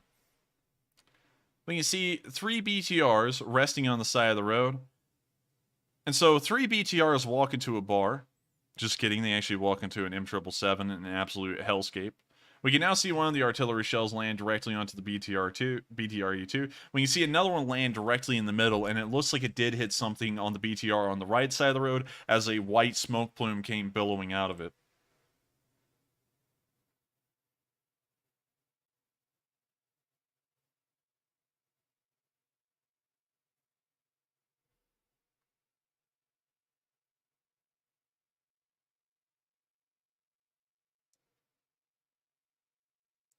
We can now see a T-72 trying to drive down a very narrow alley. It doesn't really look like it has a lot of clearance. Hopefully they got rental insurance on that thing. I think after that artillery hit, they'll definitely need it.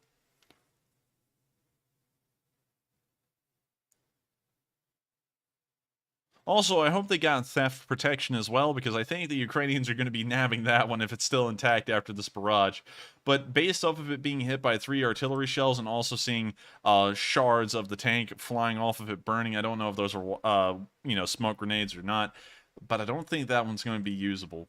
That's the end of the video, but we can see that the Ukrainian artillery, of course, looked like it wiped out at least 2 BTR-82s, disabled them at least, maybe damaged the third one, and it knocked out a T-72.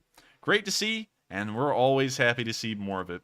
Finally, moving on to the news at the very edge of the Popasna finger, we can see today that the Russians apparently destroyed an ammo dump in the area, but based off of the report of its location, which is Kamishuvaka, which I actually traced down to this village right here, which was literally just retaken by the Ukrainians a day or two ago, I am highly doubtful that the Ukrainians were able to set up an ammo dump of this size in that village over the course of 48 hours. Why in the world would they move an ammo supply hub that close to the front lines? While it may, of course, help deliver the supplies incredibly quickly, it makes it that much easier to strike, and it doesn't make a lot of sense to me. But anyways, here's this video of the Russians supposedly hitting this ammo dump that was just made in this village that was liberated 2 days ago.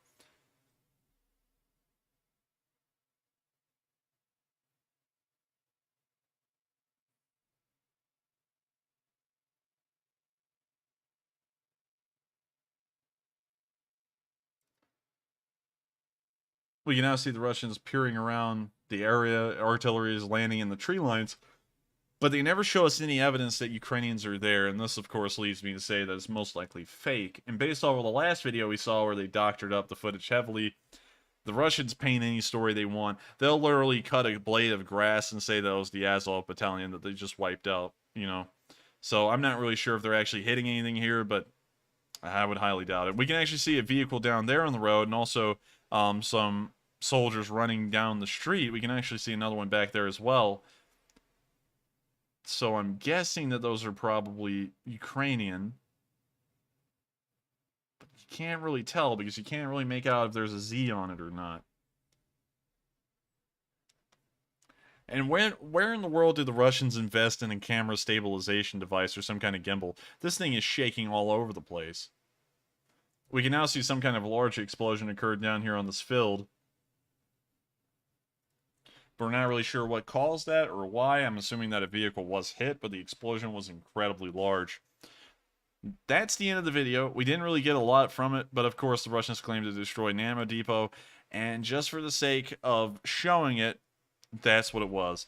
We really ought to move this marker more around here. This is actually where the village is. And when you put the marker that close to the current front line, it makes no sense that an ammo depot would be there. But with that, we're now going to move on to our last bit of news from the northern Donbass, where we can see Russian paratroopers in a firefight. I don't feel like this footage was too heavily doctored, but I am going to show it. Of course, it's an interesting look at how Russians make their propaganda, or at least how they supposedly fight. So here's the video. Of course, we don't really hear a lot of gunshots, which we usually hear in the Ukrainian video, and they're firing into the distance, but we don't ever hear a tank or an armored personnel carrier firing back at them.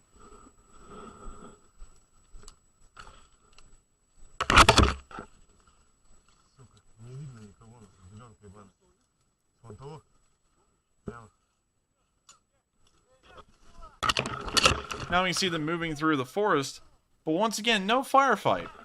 But they're saying that this is a firefight. Where's the firefight? You can't have a firefight without the fire, so where's the firefight? We now see them posting up on the edge of a tree line, prone. Now we're hearing a little bit of shooting, but it's just from one rifle, and we're not hearing any return fire.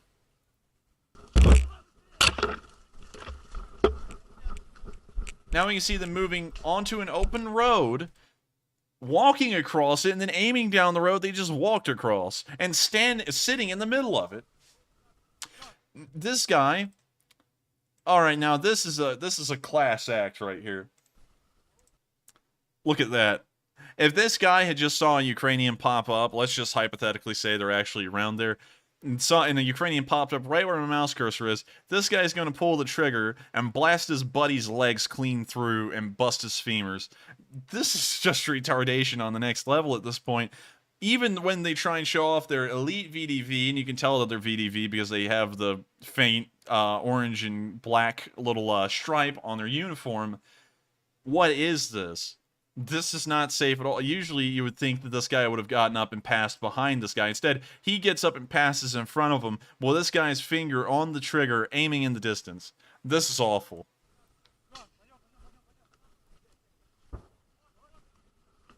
We can now see them get up and walk off very nonchalantly because there's actually nothing in the distance.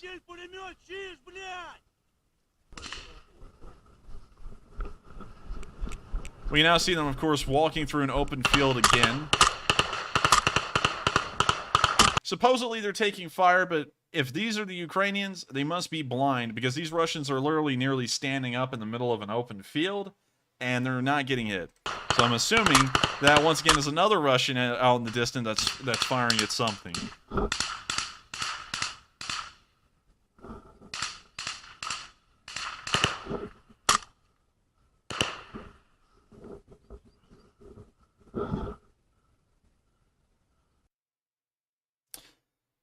You know, you can't believe anything the Russians put out. This isn't even a convincing firefight. That's all I got to say about it. I'm not going to even waste my breath dissecting how this is fake. It's clearly fake. There's no enemy fire coming in. Well, there's no incoming fire. Of course, the Ukrainians aren't enemies to us, but for them, they are.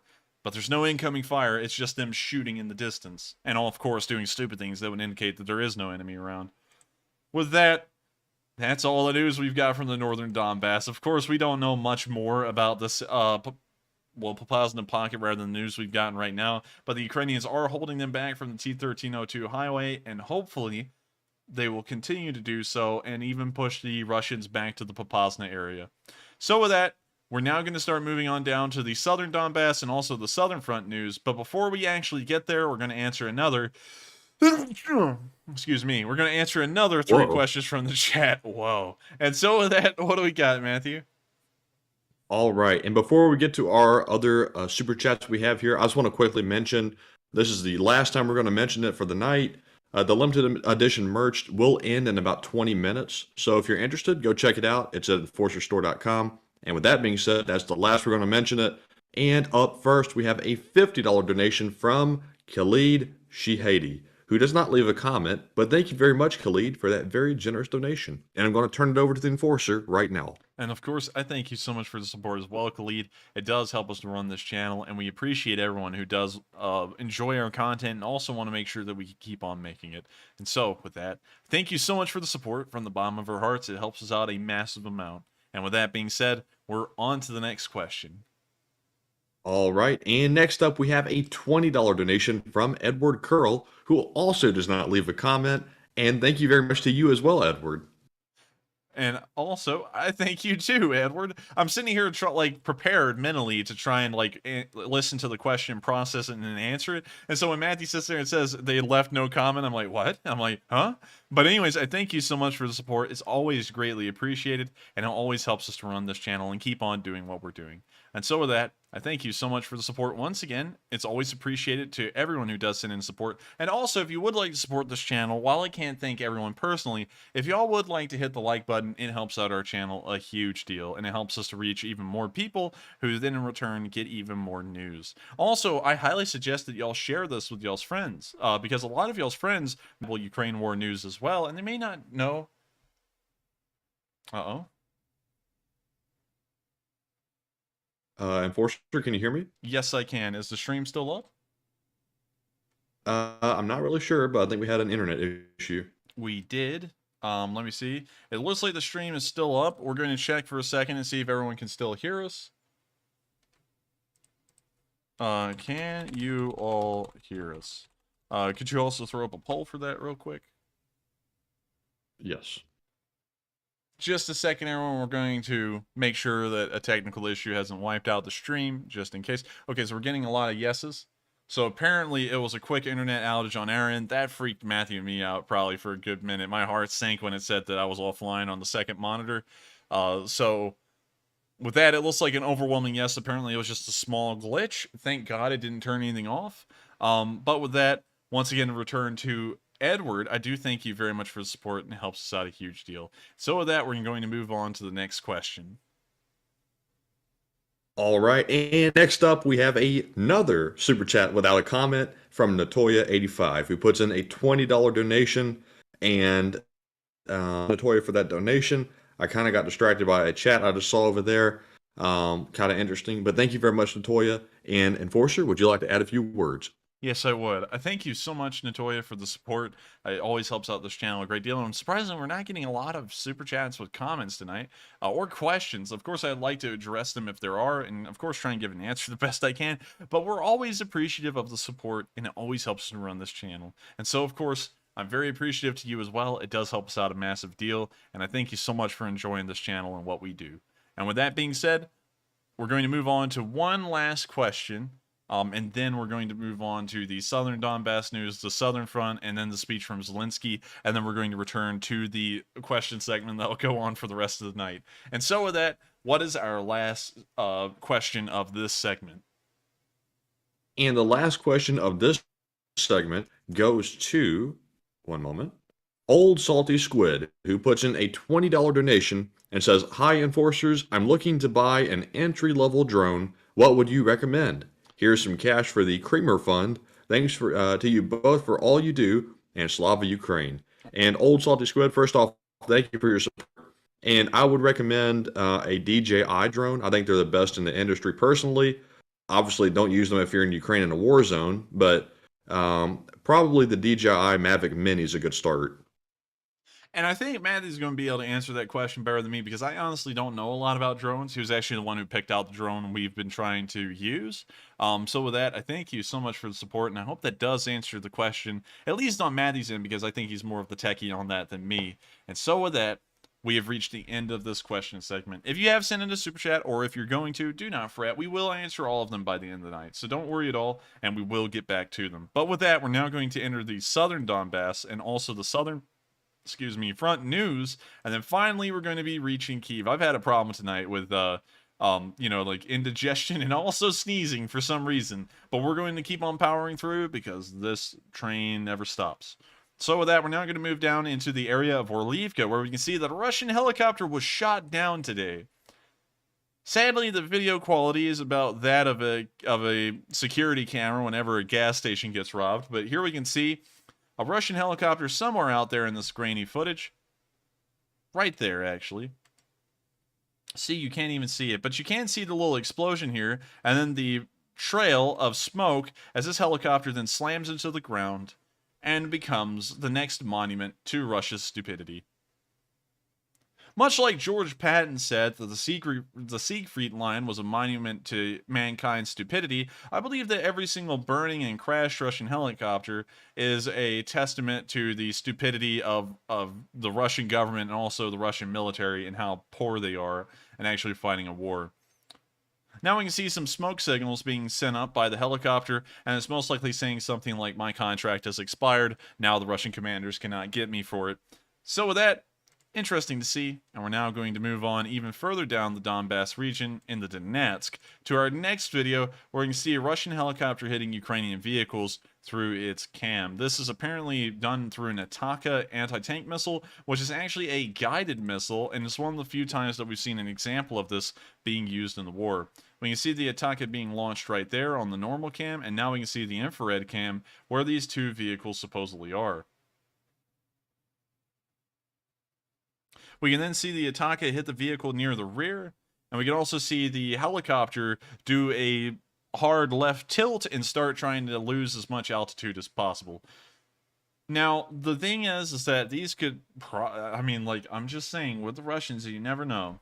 These could be Russian vehicles that were burnt out on this road, and they hit them again to make a video.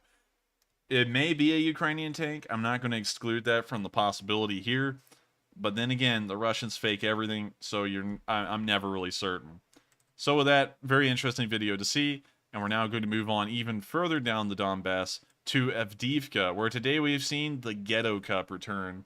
Of course, we've known about the Ghetto Cup for a while. Of course, the Russians have been trying to use this thing because they really have no other way to drop munitions on the Ukrainians. But supposedly in this video, we're going to watch this Russian drone fly over a Ukrainian position and drop this cup grenade on a pile of man pads, and then that's going to, in turn, destroy them. I don't see any man pads down there. We saw the grenade, go skirting off into the tree line, and now it's blown up. We can actually maybe see a man pad there.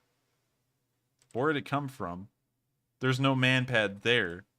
And then when this blows up, there's one that comes flying out of it. So I don't know where it came from, but we could see what may have been a man pad there for a second. And we could see what appeared to have maybe been a secondary explosion, but not a lot of fire for what was anti-air missiles, which would be filled with propellant, and if hit, would have most likely gone up like a Roman candle. We're not seeing any burning. So I don't know if those were just two random sticks. Those are way too long to be an a man pad. Look at those things, and compare that to the length of the tree in the ground. This bush is probably about 8 feet wide. That rod is about 12 feet long, both of them. I don't even know if a pile of man pads where. I'm not seeing that. I'm seeing two logs. Not seeing man pads, though. Interesting video. Hate to do this to every single Russian one that comes out, because I do want to sound like I'm at least impartial to a degree, but it looks like there wasn't even man pads in that video. Looks like they hit some sticks. So if the Ukrainians did lose some man pads, it looks like they may have lost two, but they must have been a special kind of man pad that's got that extra long barrel, because they looked about 12 feet long. So with that, we're now going to be moving into Donetsk City. I don't know what's happened here today. I've actually, for the first time, been considering that this may have been Russian incompetence, but we have seen MLRS rockets landing in the middle of Donetsk City. Here's the first video showing this. This is actually from an apartment building, and it says that it's apparently in some kind of covered market to the hospital of Kalinin. So it's apparently in the center of the city of Donetsk. If this is the Ukrainians firing at this area, maybe the covered market had Russian units in it. I don't know. Of course, this is always a little risky, firing an MLRS barrage into an area filled with civilians. They could be killing them. But at the same time, this could be the Russians' incompetence leading them to barrage Donetsk. We've already seen them hit a village before due to miscalculation in their firing arc. And so that could be an example as well. But I'm not going to make any assumptions in any direction. I'm just going to let the footage play. We see MLRS rockets coming in the distance.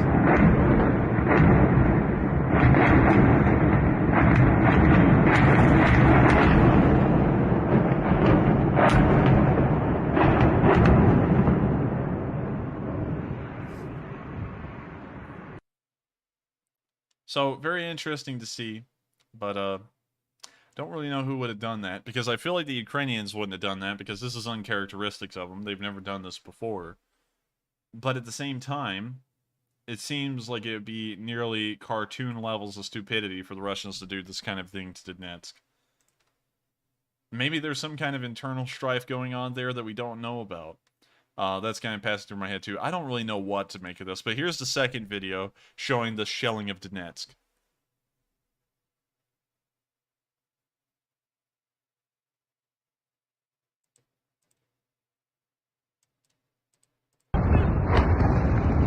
We can hear it out in the distance, of course, the same explosions as before. Честно, на Донмаке народ гуляет в целом, в общем, в целом. Да уж.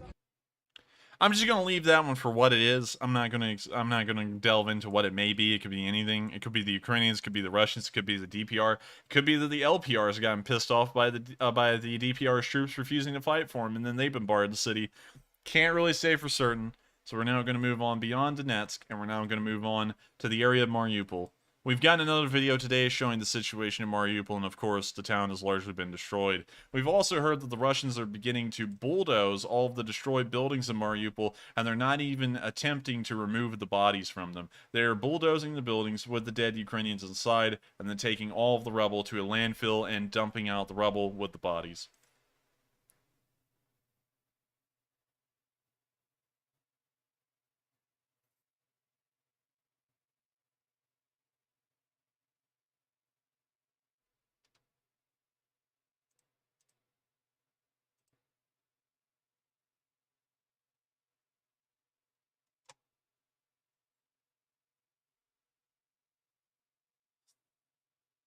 Just gotta say, it's sickening to think of what the Russians do.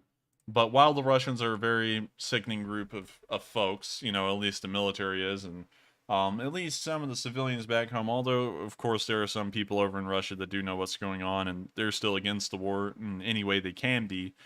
The Azovstal has still never been forgotten by the Ukrainians. It's been a decent while. I think it's been about 20 days or so since the Azovstal fell, from what we know.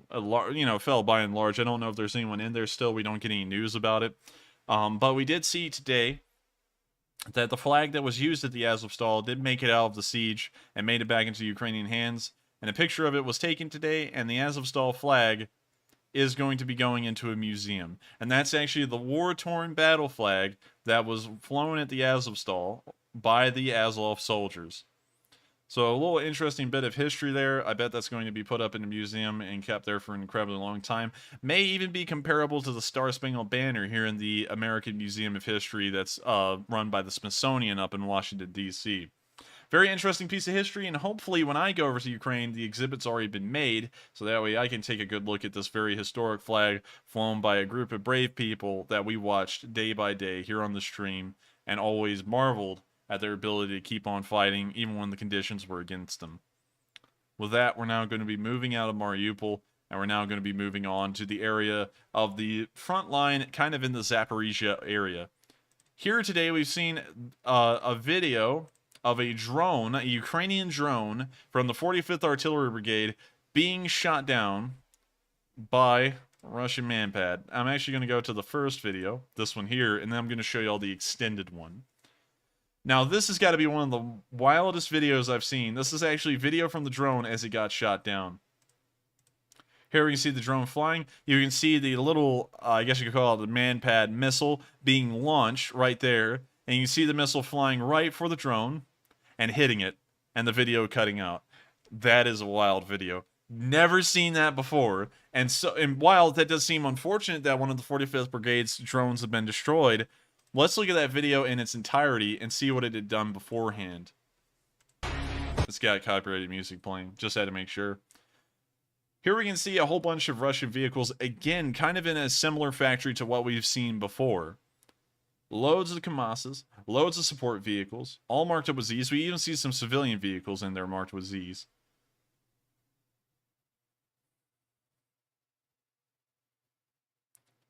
And so now the first explosion comes in, a little bit off from the factory. Second explosion comes in, dead on, knocking out a couple of Russian supply trucks. Third shot comes in, wipes out the next group of supply trucks.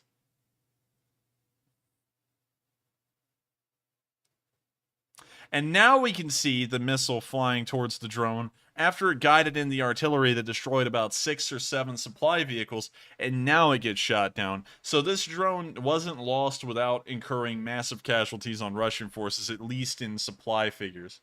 So that's, of course, incredibly good to know. And, of course, makes me happy to know that the Ukrainians always make the Russians pay for any losses that they put in on the Ukrainians. The missiles then hits the drone and it's then knocked out. But now we have follow-up video of that factory in the distance as all of those supply trucks are burning all around the facility.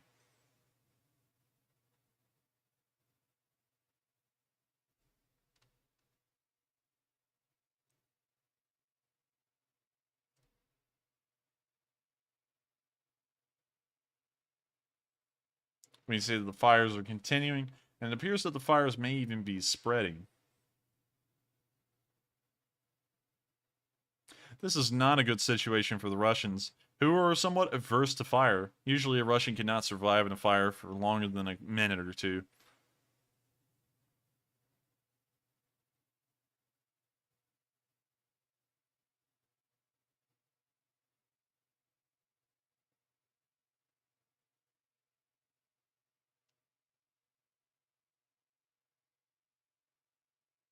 We now see some larger explosions actually occurring at this little plant.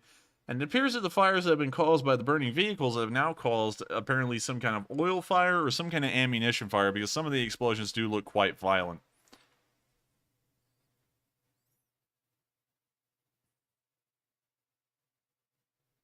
We could even see that the fire continued on in the night, apparently, in the distance, as a cameraman watches as the fire kind of swells and fades. We can then see some follow-up footage, I'm assuming from the drone before it was shot down, where we can see the burning plumes of these vehicles and how many of them were destroyed. It looks like one of them made it through partially intact, but most likely has severe damage to the engine. We can also see more destroyed Russian vehicles here. And that is the end of the video, but we know that that drone made the Russians pay dearly for them to be able to shoot down that drone and claim that they got some kind of victory. And so for every Russian victory, there is about 9 Ukrainian victories, I guess you could say, and that was definitely evidence in footage of that.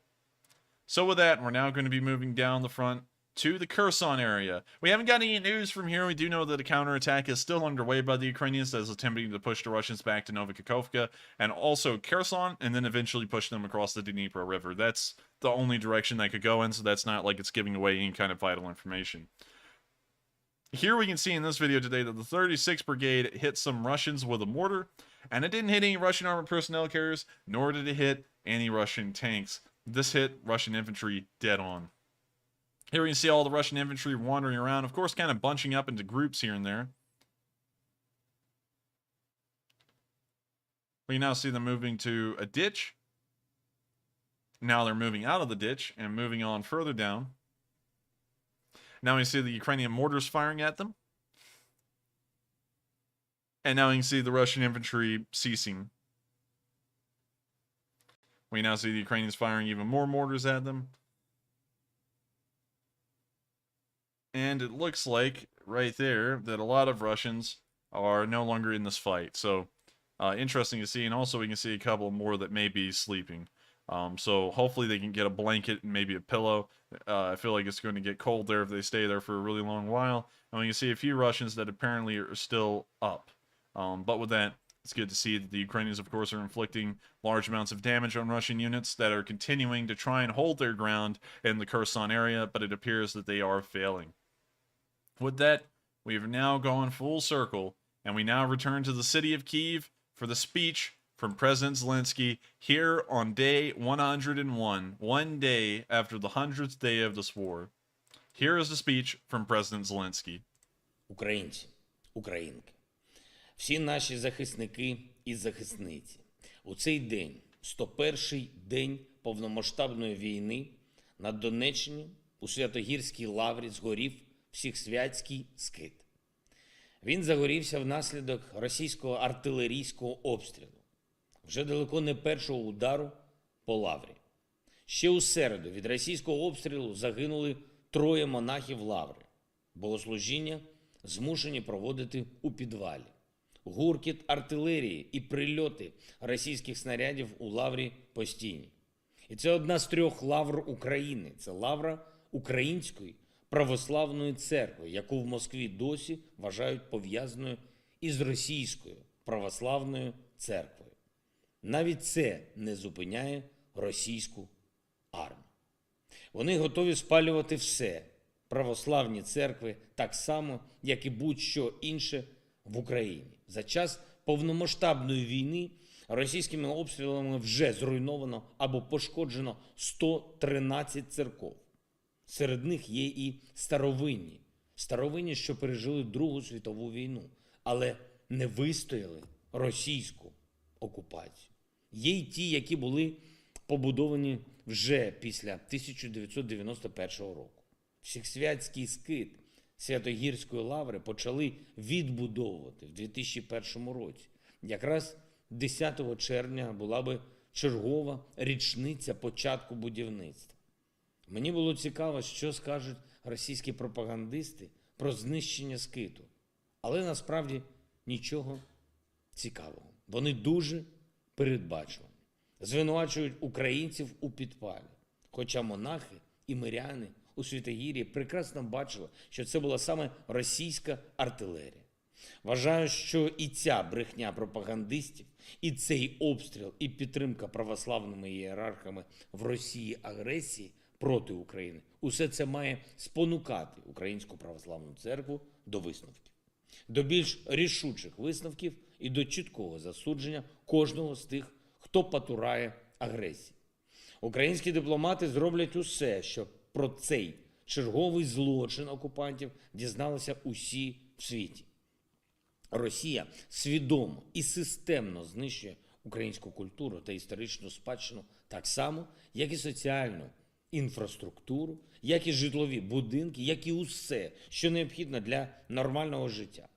Держава, яка це робить, не може бути членом ЮНЕСКО і не може залишатись в ООН, нібито нічого не сталося. Статут ООН не передбачає жодних прав для терористів, а ЮНЕСКО не місце для варварів.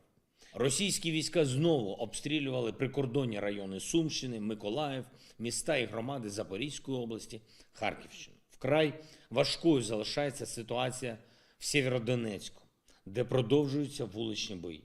Також дуже важко в Лисичанську, Мар'їнці, Кураховому, інших містах і громадах Донбасу. Постійні авіаційні удари, артилерійські, ракетні обстріли. На ранок сьогоднішнього дня загальна кількість різних російських ракет, застосованих проти України, вже 2503. Наші герої тримають позицію і роблять все, щоб завдати ворогу максимальних втрат. Я вдячний кожному нашому захиснику, кожній захисниці, які наближають той день, коли Росія все ж таки доведеться залишити Донбас у спокої. Сьогодні в нашій країні вшанували пам'ять дітей, які загинули від російської агресії. За минулу добу найстрашніша цифра, кількість убитих дітей, не змінилась. 261 дитина. Саме стільки українських дітей втратили життя з вини Росії. Але це офіційне число. Чим більше будемо дізнаватися про тих, хто був похований на окупованій території, тим більшою, на жаль, може стати кількість імен в цьому списку. Читати його страшно. Рік народження, місце проживання, обставини загибелі. Всі вони були б зараз живі, якби всього лише одна людина в Москві не спричинила цю катастрофу. Це вже не виправити, бо ця війна вже триває. Але в будь-який момент можна зупинити страшні наслідки цієї війни. Російська армія може перестати спалювати церкви. Російська армія може перестати руйнувати міста. Російська армія може перестати убивати дітей. Якщо та сама одна людина в Москві просто віддасть такий наказ. І той факт, що такого наказу досі немає, є очевидним приниженням для усього світу. Вічна пам'ять усім, хто загинув від російського вторгнення. Вічна слава кожному і кожній, хто захищає Україну. Слава Україні! And with that, that is the end of President Zelensky's speech, and that rounds out our news segment for today's stream. If you were here for the news alone, we are about to go into the question segment and answer everyone's questions that's in the super chat, and also answer live chat questions as well, as many that that we can, time permitting. But if you were here for the news alone, I thank you all so much for watching.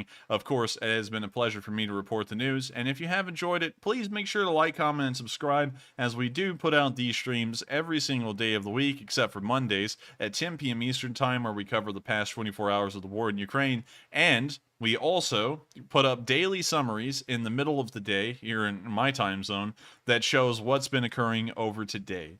We put one out earlier today for day 101, and we've been doing that ever since about day 65, I believe. So with that, I thank you all once again for watching, and we're now going to move into our question segment and answer everyone's questions that have been sent in tonight, and also answer some live chat questions as well. And so with that, what do we got, Matthew? All right, and moving into the super chats. First up, we have a $50 donation from D. Shaw, who says, how do you see only 4 HIMARs being supplied to Ukraine being effective and 3 weeks training? Thanks for all you do. Well, I thank you very much for the support. It's always nice to hear everyone always give words of support to the channel. It's really weird because everyone does that really, and I'm like, it's like, but anyways, I'm always very appreciative of it, but it's always cool to hear that all the time. But to answer that question, while 4 HIMARs, if you want to call them that, or M142s, it doesn't sound like a big number. Let's put that relative to how many we have, at least that have been produced. Let's see, so there's been 414 of them built, and so sending 4 of them over there is sending about 1% of all of the M142s in the U.S. Army, well, the U.S. military's inventory as a whole, over to Ukraine. So while it's not a big number, it is 1%. 5% would be better, but bringing that figure up to about 4 or 5% means that around 16 or 20 would be sent over, and that still doesn't sound like that much of a large number. But you do have to remember that these things are a little bit expensive. They rack in at $5 million a pop. While not the most expensive thing that you can field on the field, it is, fairly expensive. So we don't really want to send over a large amount of them. On top of that, their range is considerable. With the standard ammunition, this thing can reach out to about 50 miles.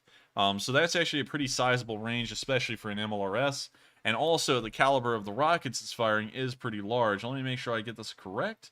It apparently fires 227mm rockets, which would make it, I guess you could say, the most powerful MLRS on the battlefield in Ukraine in terms of caliber. I think that would be the best way to say that.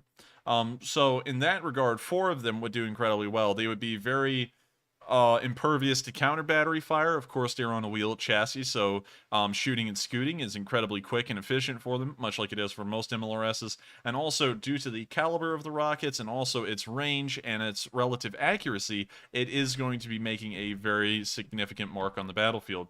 Just because they're sending over 4 right now does not mean this is going to be the only time they send over MLRSs.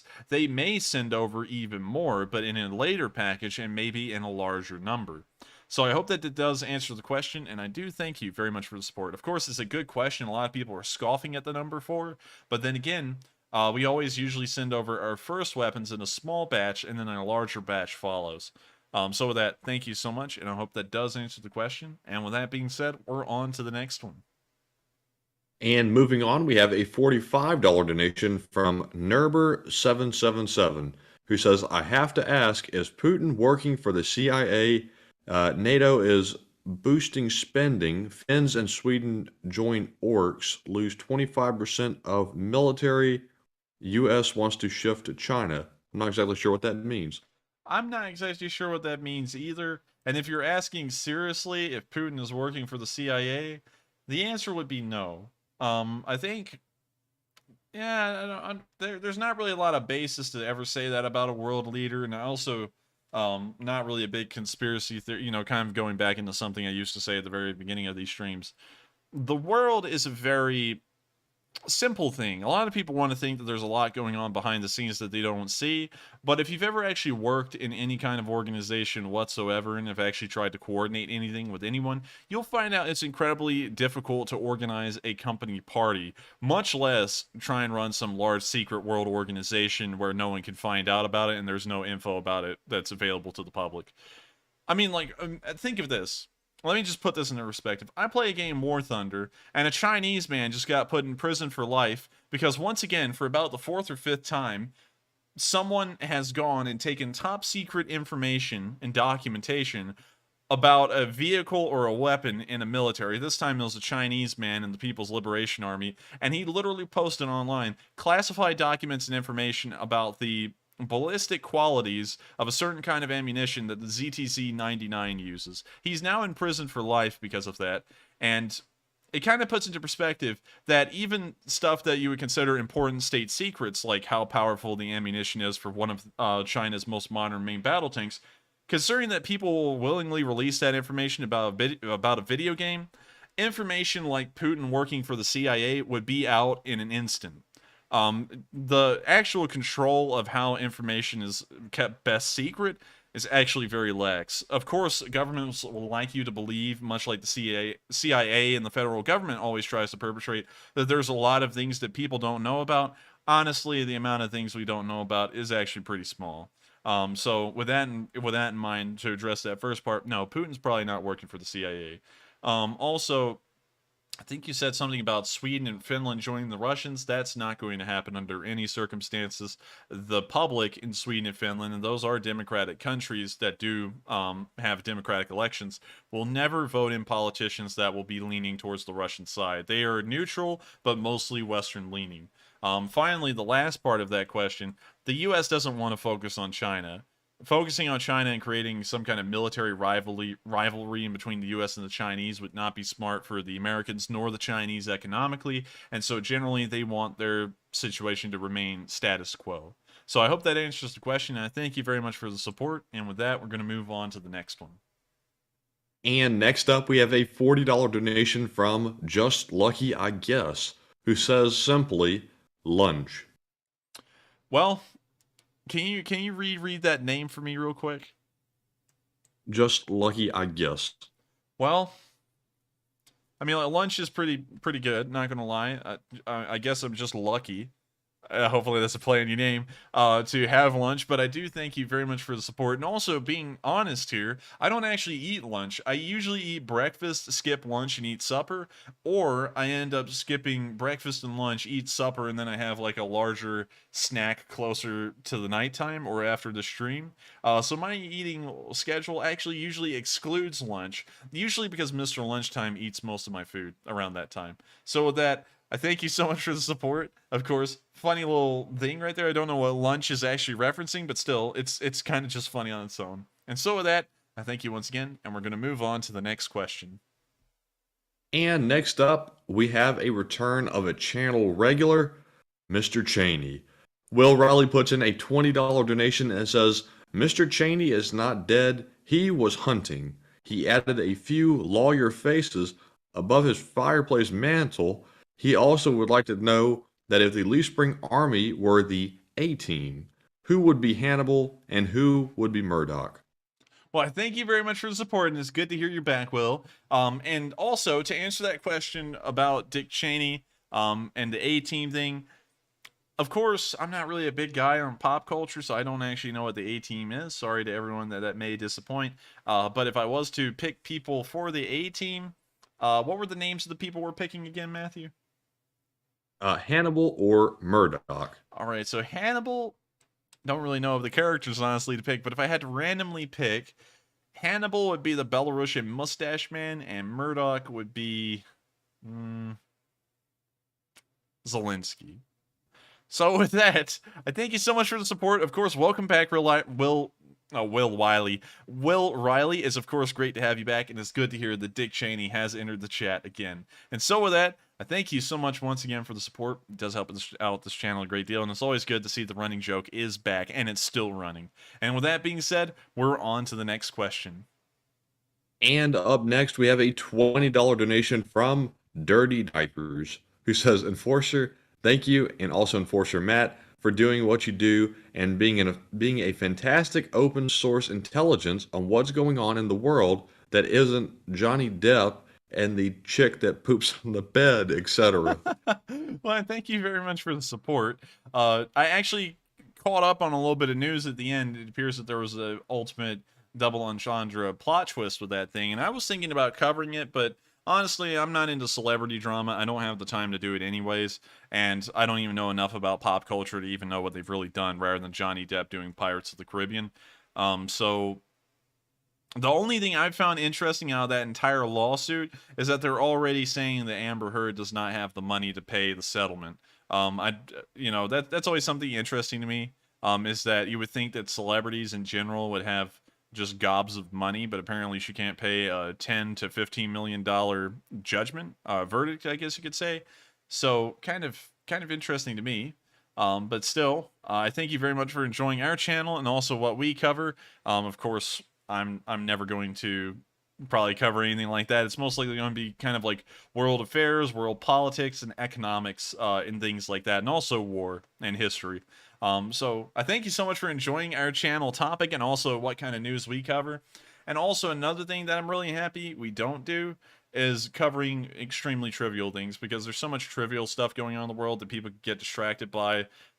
It's like, why? But anyways, thank you so much once again for the support and enjoying our channel. And with that being said, we're on to the next one.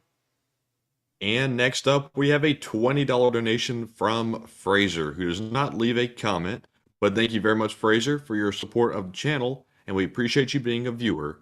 And next up, we have a $20 donation from Cozy Mosey, who says, as a Ukrainian who lives here in the USA for the last 25 years, thank you for what you are doing.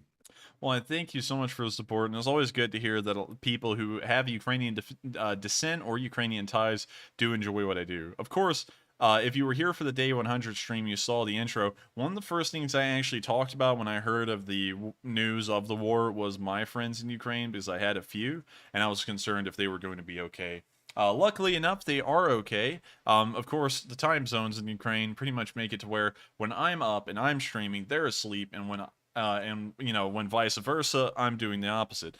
So sadly, they're never actually on here and watching this, but it's always wonderful to hear that the people that the stream was started for do reap something from it. And so with that, I thank you so much for the support. I'm glad that a lot of people do enjoy these streams, and it's also wonderful to hear that the Ukrainians, who the stream was made for, of course, to try and deliver news to them, are watching and do find it of value. And so with that, I thank you so much for the support once again, and we're going to be moving on to the next question. And up next, we have a $15 donation from Michelle Kilpatrick, who says, just a small token of appreciation for all you guys do. Enforcer, you and Matthew can use this to buy a case of lime green nipple bottled Gatorade. LMAO should keep y'all good and hydrated. Well, thank you so much for the support, and we will definitely make sure to get some nipple-topped lime-flavored Gatorade bottles. I don't know if Matthew's actually a fan of the nipple flavor. Well, not the nipple flavor. That came out really wrong. Let's just scratch that one off the chart. The nipple-topped bottles. Are you a fan of that, Matthew? Or are you more of a fan of the nipple flavor? I mean, I prefer the bottle, I think. All right, so we got an answer from Matthew there, but thank you very much for the support, and I hope that does address the comment. And with that, we're on to the next question. And moving on here, we have a 12... Oh my god. Oh my god, but anyways, that was such a bad mess up. Moving on here, we have a $12 donation from Duncan VR, who's a channel regular, who says, challenged for the Enforcer to learn the Bayraktar song in Ukrainian and sing it along for the intro. Well, thank you very much for the support. I will try and do that in the future, but right now I'm watching the chat blow up about nipple flavor. Oh my god, that's the worst screw up. Oh my lord, I thank you so much for the support, and I will see about doing that, although it would take me a decent amount of time. And so with that, thank you once again, and we're going to be on to the next question. I'm going to try to keep myself composed here while we go to the next one. We have a $10 donation from Mike D, who says, what are the chances that you do a Sunday fundraiser where, when the goal is met, Volodymyr Zelensky would grant you a 30-minute video interview Does he know of your work? Sadly, now that I'm going to try and compose myself, oh, no, I'm looking at this live chat. It's not good. But anyways, to answer that question, I don't know if Zelensky knows about the stream or not. I wish that he would. I wish that he did, but of course he's incredibly busy. Much like me, he probably doesn't have time to wander around YouTube, and so he probably hasn't found this channel. Actually, not a lot of people know about this channel, surprisingly. Like a lot of people do. I mean, like 69,000 subscribers is what we're at right now. Nice, by the way. But not a lot of people beyond that know about it. Don't know why, you know, I mean, like a lot of people like this, and whenever people come here and watch it, they really like it. So hopefully someone in his cabinet does know about it. But I've been trying to find ways to reach out to Zelensky, but sadly I haven't had any success so far. But with that, I hope that does answer the question, and I would love to think that at some point that could be a possibility. So I hope that answers the question, and I do thank you very much for the support. And with that being said, we're on to the next question. And moving on, we have a $10 donation from the notorious Mr. Lunchtime, who says Russia is no longer retrieving bodies from under rubble in Mariupol. They are demolishing the homes and taking the rubble to the landfill. This is from Yahoo News. Great work, guys, and I've been here since day 3. Well, thank you very much for the support, and we actually did cover that news once we passed the Mariupol area, and of course, it's always unfortunate to hear about what the Russians do to Ukrainian civilians and then how little respect they actually treat their bodies with. They're not even going to clean up the entire area. They're just going to take all of the bodies and go throw them into a landfill along with the concrete and rebar that these buildings are made up with. It's honestly sickening to think about, but I do thank you very much for sharing that information, just in case if I didn't cover it. And with that being said, we're on to the next question. And next up, we have a $10 super chat from another channel regular, William Allen, who says, I hadn't seen any Leaf Spring Army donations to the cause in quite a while. Whoop! Well, I thank you very much for the support, and whoop! And with that being said, we're going to move on to the next question, but I do thank you very much for the support. And moving on, we have a $10 donation from Applied Cryogenics, who says Finland does it better and Russia should cede to them.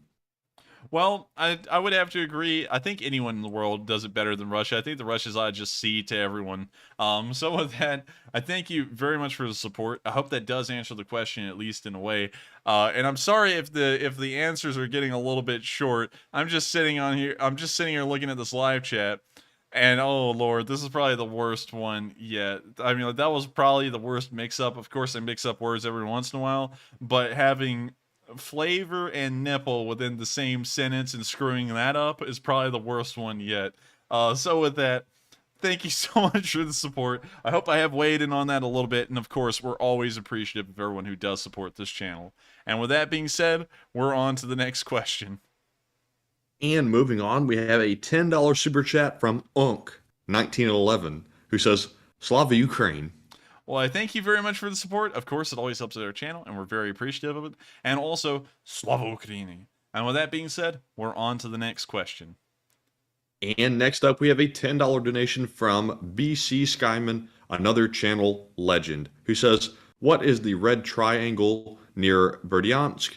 Did you hear the James Vasquez interview on Speak the Truth and Slava Ukraine? Unfortunately, I've never heard that interview. Of course, I don't really have a lot of time to wander around YouTube, so I rarely ever see things. But this little area up here is actually an area of partisan activity that's largely been confirmed at this point, but we don't know to what level of destruction this is causing on Russian forces and how successful they are. But we do know that partisan activity has been active here for around 2 months. So I hope that does answer your question, at least in brief. And of course, I thank you so much for the support. And with that being said, thank you once again. And we're going to be moving on to the next question. And next up, we have a $10 donation from William Arens, who says, Enforcer, do you think that we could see a complete collapse of the Russian army on either the southern or the Donbass fronts sometime in the next few months? We're not going to see it in the Donbass. The Donbass is too heavily defended for any kind of breakthroughs from either side to occur. And while the Russians and the DPR and LPR are weak, they're still not too weak to not be able to hold the defensive positions they have on kind of like the Siegfried line in between the DPR and LPR. So that's not going to happen. But here in the southern front, there is no such occurrence. So I believe that the Ukrainians would have a lot more success pushing offensives in this area. I do believe that doesn't really give away too much about Ukrainians and their plans and what's possible. It's really just talking about Russian defenses. But in terms of possibility, pushing the southern area would be much more easy than pushing the DPR and LPR in a way. So with that, I thank you so much for the support, and I hope that does answer the question. And with that being said, we are on to the next one. And next up, we have a $10 donation from Fraser again, and thank you for your continued support, who says, shouldn't we just tell the orcs, if you want to expand your territory, take Belarusia? That's what they wanted all along. Special Operation 1. Great success. Great success. And also to answer that question, they kind of already control Belarus in all seriousness. And also, I thank you very much for the support. But to answer that, they kind of already control Belarus in all seriousness because, one, they don't really have a strong army, so they rely on the Russians in the CSTO alliance to pretty much back them up. Second, the Belarusians are practically a puppet to the Russians. And so the Russians can project their will and interests inside of Belarus without actually having to control the territory and spend their own money trying to hold it down. So in that regard, it's actually much better for the Russians and the Belarusians to have this agreement because it actually causes a lot less friction and allows the Russians to control Belarus without directly controlling it and incurring the costs of doing such a thing. So in that regard, that's why I said a lot earlier on that if the Russians actually succeeded in winning in Ukraine and actually annexed the entire country, it would be annexed for a very short time, and they would most likely set up some kind of puppet government, so that way the civilians would be less, I guess you could say, hostile, because at least their government would be represented by Ukrainians instead of in the Russian government by Putin, which would, of course, cause a lot of uprisings and, terrorist activities, well, at least terrorist activities for the Russians, but it'd be freedom fighting activities in our perspective. But with that, I thank you so much for the support, and I hope that does answer the question, at least in brief. And with that, we're on to the next question. And up next, we have a super chat from Hoodoo, Texas, who puts in a $10 donation and says, any evidence of unmanned ground vehicles being used in Ukraine by either side? I put on a fun concept Leaf Spring Army emblem on YouTube. Stugna/Leaf Spring and Joyous Union. Okay, how to improve. Well, I thank you very much for the support, and it's really cool to hear the how much of a fan you are of the Leaf Spring Army that you put up a Leaf Spring Army emblem somewhere here on YouTube. Of course, that's really cool to hear. I don't really know much about that side of YouTube, though. So sadly, I'm going to have to declare ignorance on that part because I don't think I have enough information down that avenue to actually talk about doing something with that here. But of course, I thank you so much for the support and being such a massive fan to be doing something like that. That's actually really cool. But with that, once again, I thank you so much for the support. I hope that does address the comment in a way. And with that, we are on to the next question. And up next, we have a $10 donation from Junebug with the 72 on the end, who says, thank you. Well, I thank you so much, Junebug72, for being around for a very long time and being a supporter of this channel. It always helps us out a great deal, and we always love to know that people do enjoy these streams and make them a part of their daily schedule. And with that being said, I thank you so much for the support once again, and we're going to be moving on to the next question. And up next, we have a $5 donation from TOMNML, who says, hello from the Republic of Moldova. How many people still living in Kiev? I think a lot of people are still living in Kyiv. Of course, I don't have an official number on that. That's something they would have to take a census on, and I don't think they'll be doing that soon. But at the start of the war, something like 2.3 million people lived in Kyiv. I'm assuming that probably a couple 100,000 of them left, so I'm thinking that the population is probably around 1.7 million. If I had to just give like a ballpark figure off the top of my head, really based off of nothing rather than how many people I think would probably left. And so with that, I thank you so much for the support. I hope that guesstimation is largely correct and does give you a pretty decent answer as to how many people are probably left in Kyiv. And also, stay safe down there. Moldova, of course, has the breakaway region of Transnistria in it, and so hopefully nothing happens with that. And so, I thank you so much for the support. I hope that does address the question in a way. And with that, we are on to the next one. And moving on, we have a $5 donation from Raphael Harris, who says, Enforcer, Ukrainians face the worst of mankind's depravity. Zelensky is a channel for God to protect Ukrainian nation through inspiration and leadership. Well, I have to agree that Zelensky is definitely the right leader for Ukraine at this point. I would have to say at this day and age, with how the Ukrainians have been fighting against the Russians and how Zelensky has been performing, that it's practically a miracle from God they've done so well. No one expected it. I kind of expected it a little bit, but I didn't expect it to this degree. And so I thank you very much for the support, and I would have to agree with that comment by and large. And so with that, I thank you so much for the support, and I hope that does answer the question. Well, at least address the comment. And with that being said, we're on to the next one.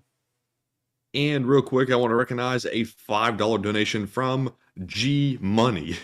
Thank you very much for your donation to the channel and supporting us running the stream. And before we move on, I have to say that's very cash money of them. So with that, we're on to the next question.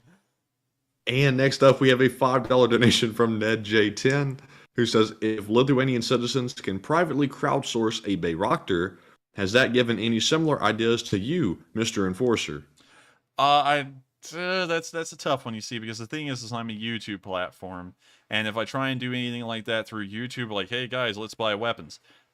While everyone in the world is in support of Ukraine, YouTube will come down here and try and slaughter me, because I would be supporting violence and all kinds of stuff, which is a violation of their terms and conditions. So sadly, I can't do anything like that, but I can still keep on doing my Sunday fundraisers and supporting nonprofits that are doing kind of like the supporting stuff, like medical aid, like, you know, of course, support to refugees and such things like that. So sadly, I'm kind of limited by being here on YouTube about doing that kind of stuff. But it is still really cool, and I hope that people out there who do those kinds of fundraisers are met with a large deal of success. So with that, I thank you so much for the support, and I hope that does address the question.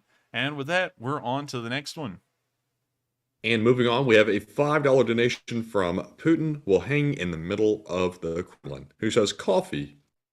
Well, I thank you so much for the support, and also coffee. And so with that, I thank you once again. It does help out our channel a great deal, and we will make sure to get a coffee with that. And with that being said, we are on to the next question. And next up, we have a $5 donation from Ministina, who says, Enforcer, what do you think of the claims England's MI6 are claiming Putin has been dead and Russia has been using a body double? No, I would highly doubt that, you see, because the thing is that if your leader is dead, body doubles are good, but body doubles aren't perfect. And it becomes pretty obvious when a body double has taken the place of Putin. And on top of that, while you can surgically alter the appearance of someone to make them look similar to someone like, say, Putin, although usually that would be a downgrade in physical appearance from the normal person, I don't think they can actually do anything to change someone's voice, so it would clearly be different. And so I don't think that's true.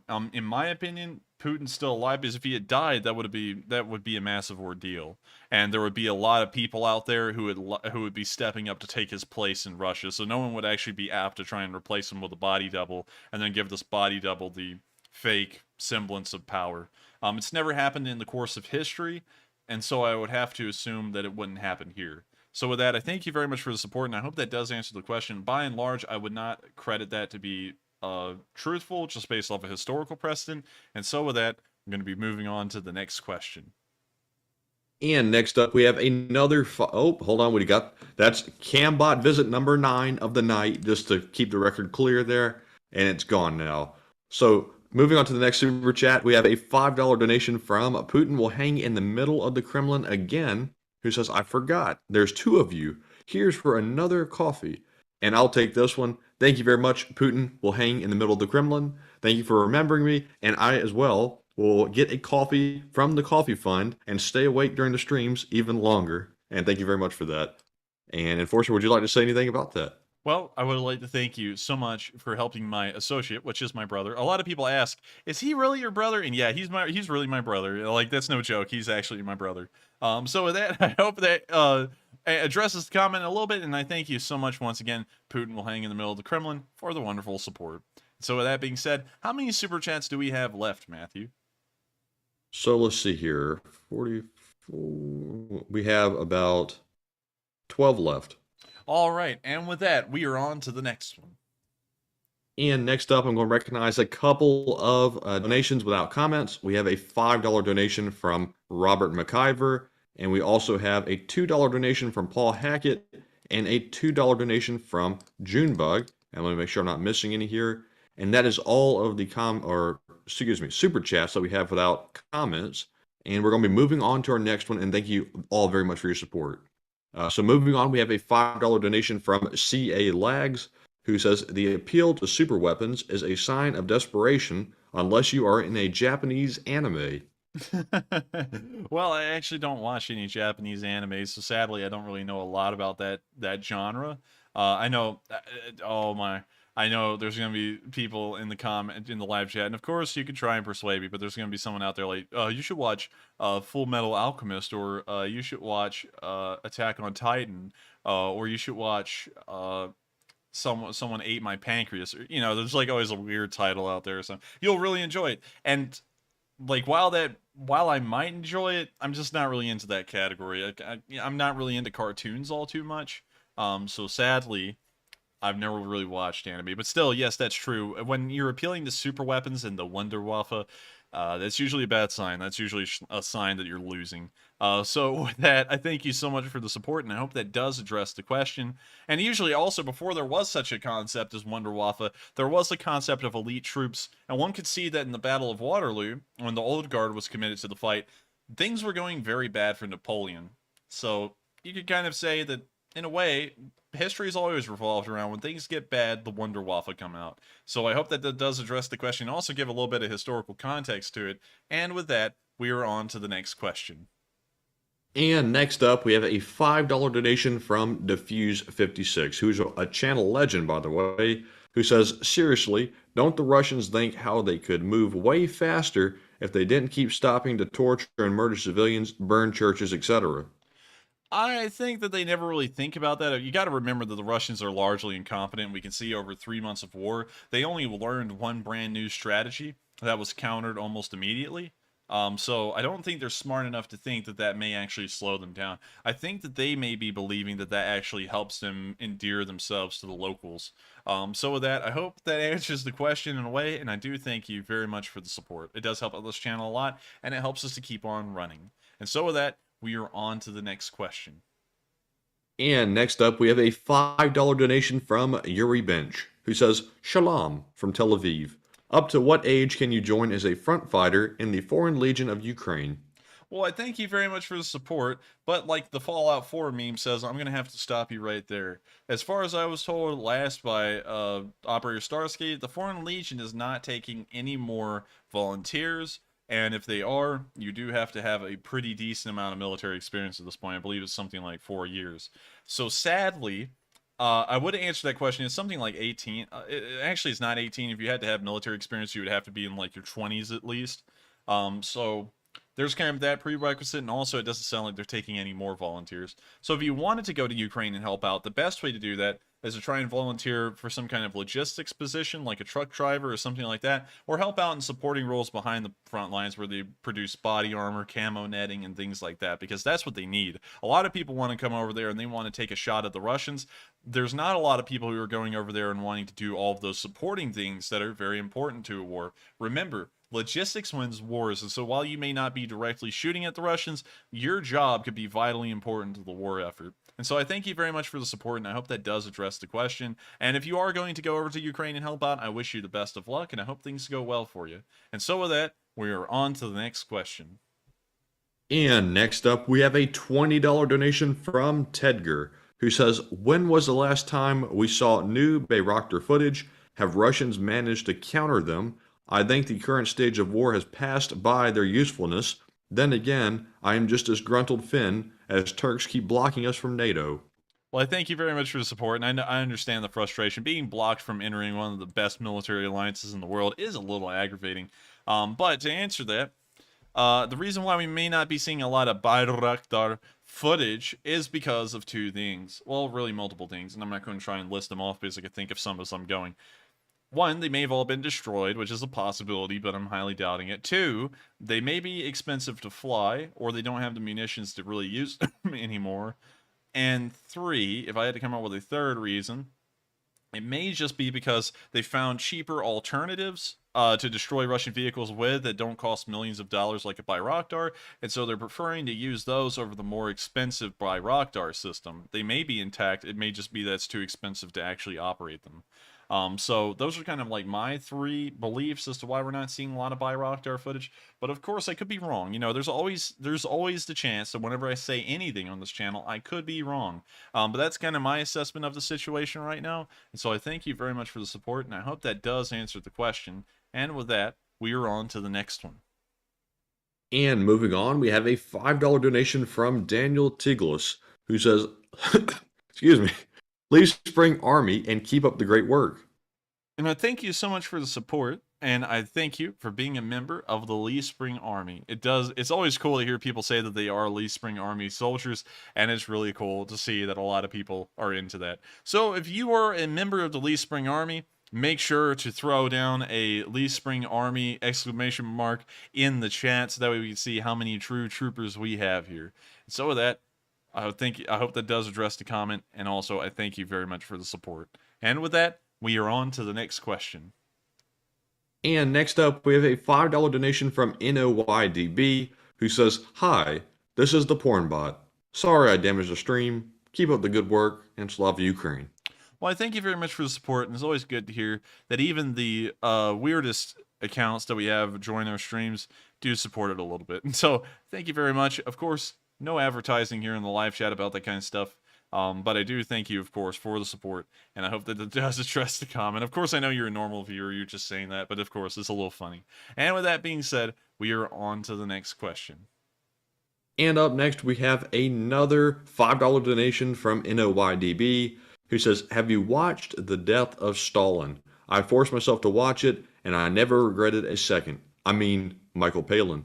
I did watch it. I did watch The Death of Stalin, and I actually watched it with Matthew and my mom, and we were all busting out laughing at it. It was a really good movie. It had a lot of historical truth in it. Of course, a lot of it was compressed due to it being a movie, so they made what looked like happening that actually happened over months. It looked like it happened over like a few days, or maybe even just 2 days.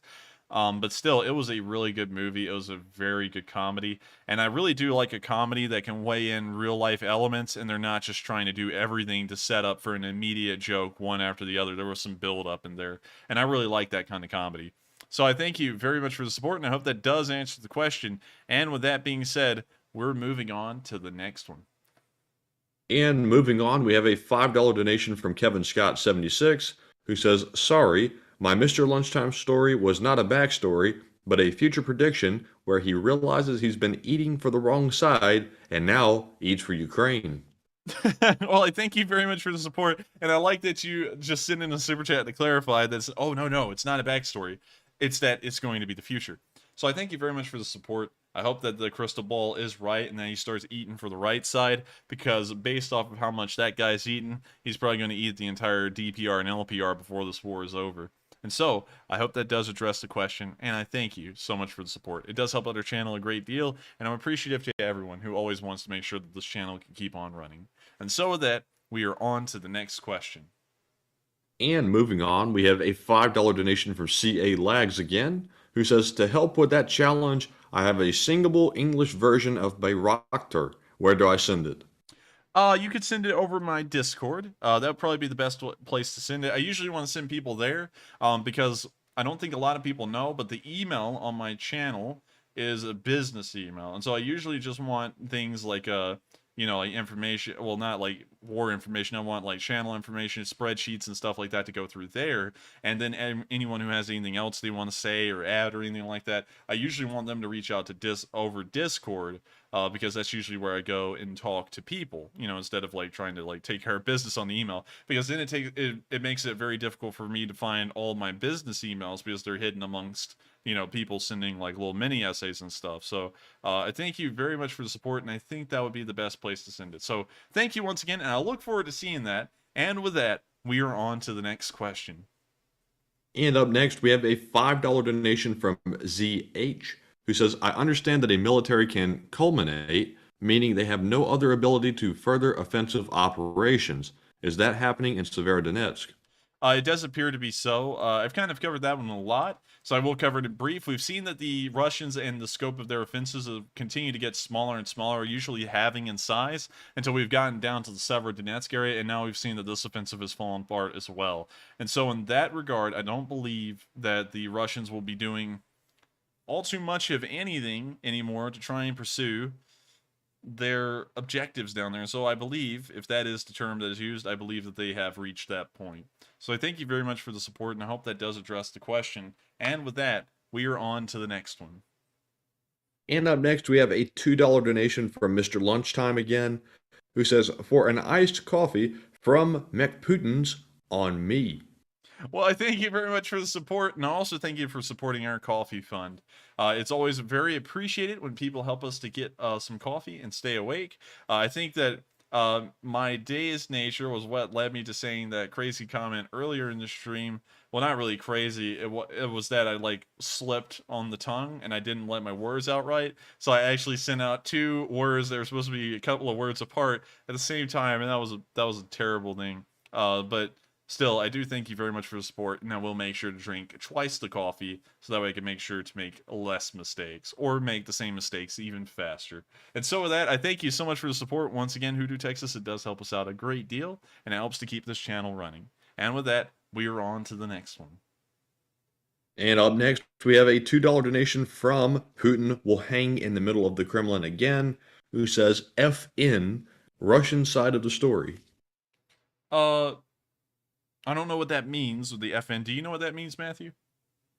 I think you might have been trying to say, the curse word. Oh, yes, I would agree as well. I've never seen the Russian narrative actually be truthful up to this point.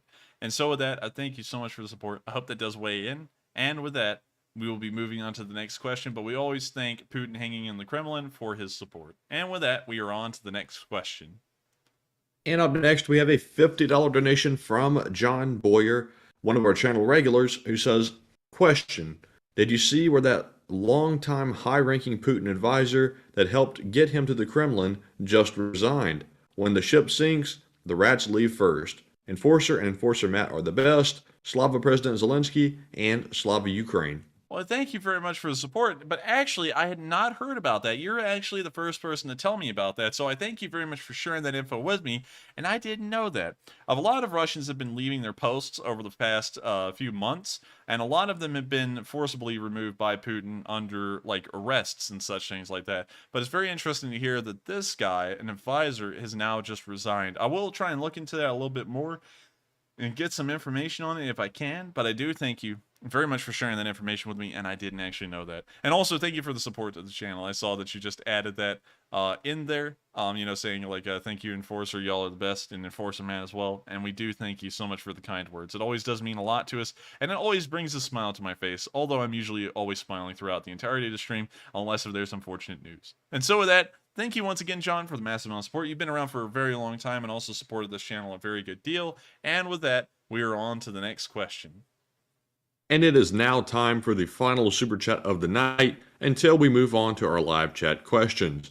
So for our last one of the night, we have a $2 donation from Putin will hang in the middle of the Kremlin again. And thank you for your continued support, by the way, who says, time to get rid of the Ruski bots. I do agree, and we're always in a constant struggle here on this channel to get rid of them. They filter in little by little, but we always try and get rid of them as fast as we can. So with that, I thank you so much for the support once again, and we're now going to move into the live chat questions, and we're going to answer about 7 of them to 5 to 7 of them, and then we're going to be rounding out tonight's stream.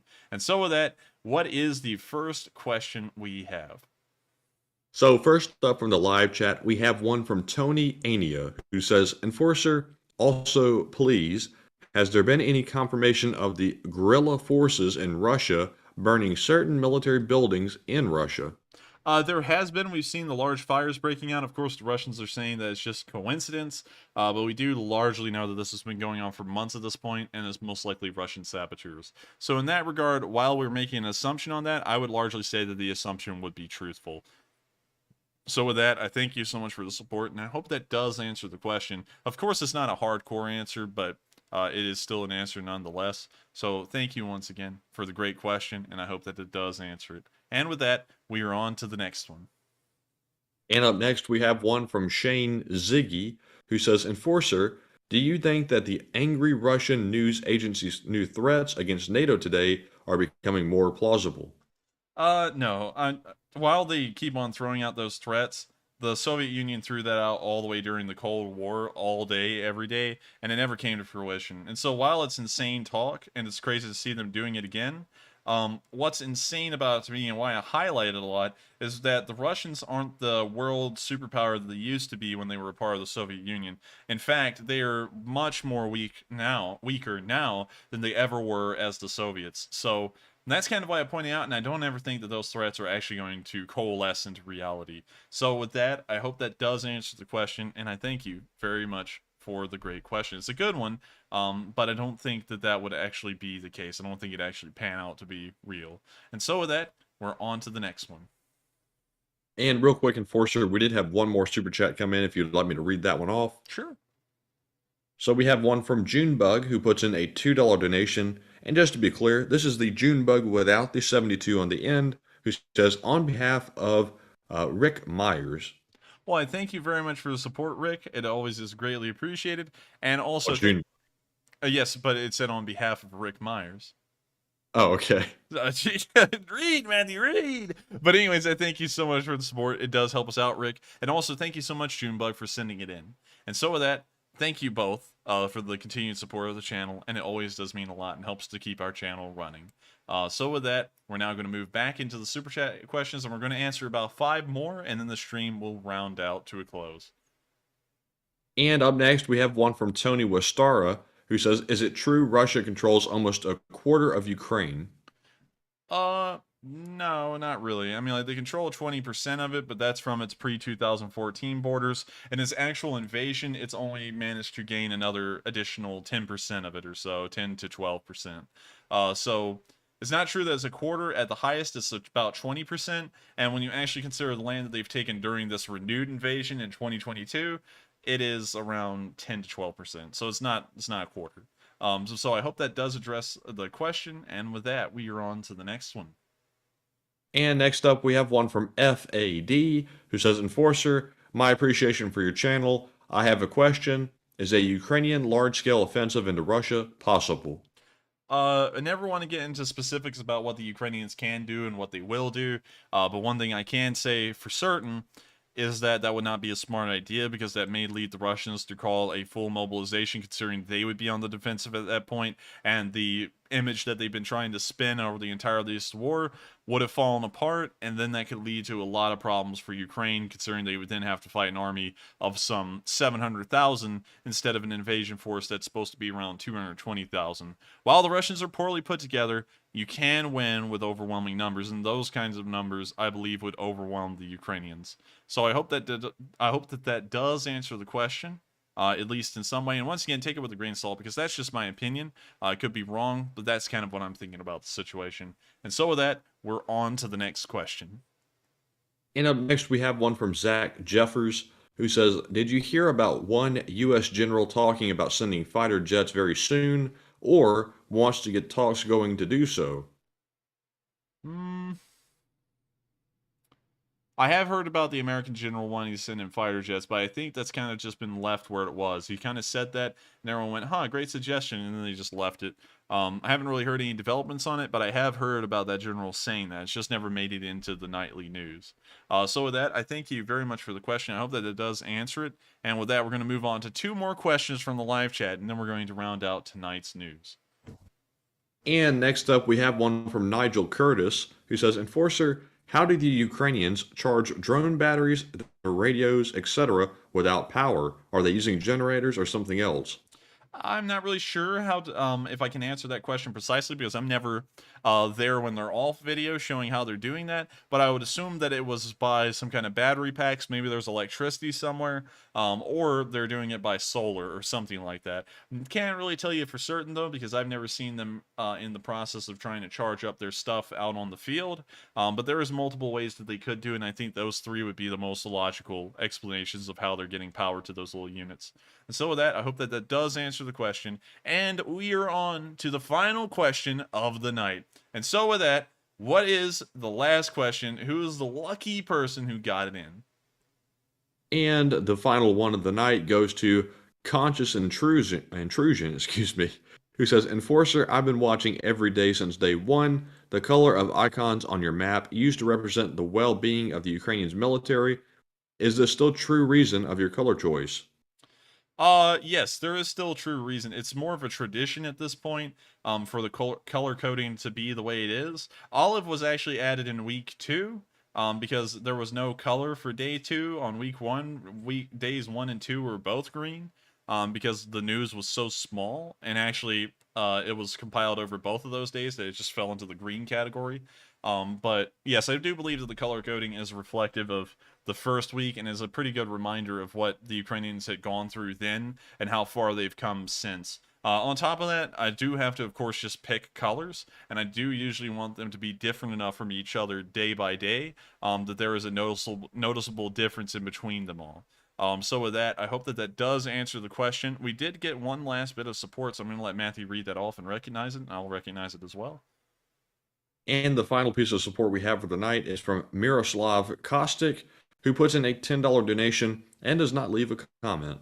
And of course, we thank you so much for your support, and it does help out this channel a great deal. And with that, we have reached the end of tonight's stream. It has of course been a pleasure, and if you're a new viewer to this channel and you have enjoyed the stream, please make sure to like, comment, and subscribe. We do run these streams every single day of the week at 10 p.m. Eastern Time, except for Mondays, where we cover the past 24 hours of the war in Ukraine, and we also give analysis. We also upload videos in the midday that are summaries of some of the larger events that have occurred during the war, and so it's a pretty decent channel, and it does have a high level of fidelity when covering these events. And so with that, it's always been an honor for me to report this news, and I thank you all so much for watching. It has been a pleasure for me, and hopefully y'all have enjoyed it as well. And so with that, I hope you'll have a great night. Stay safe, take care, and I'll see you all tomorrow for the Sunday night fundraiser on day 102. Thank you all, and take care.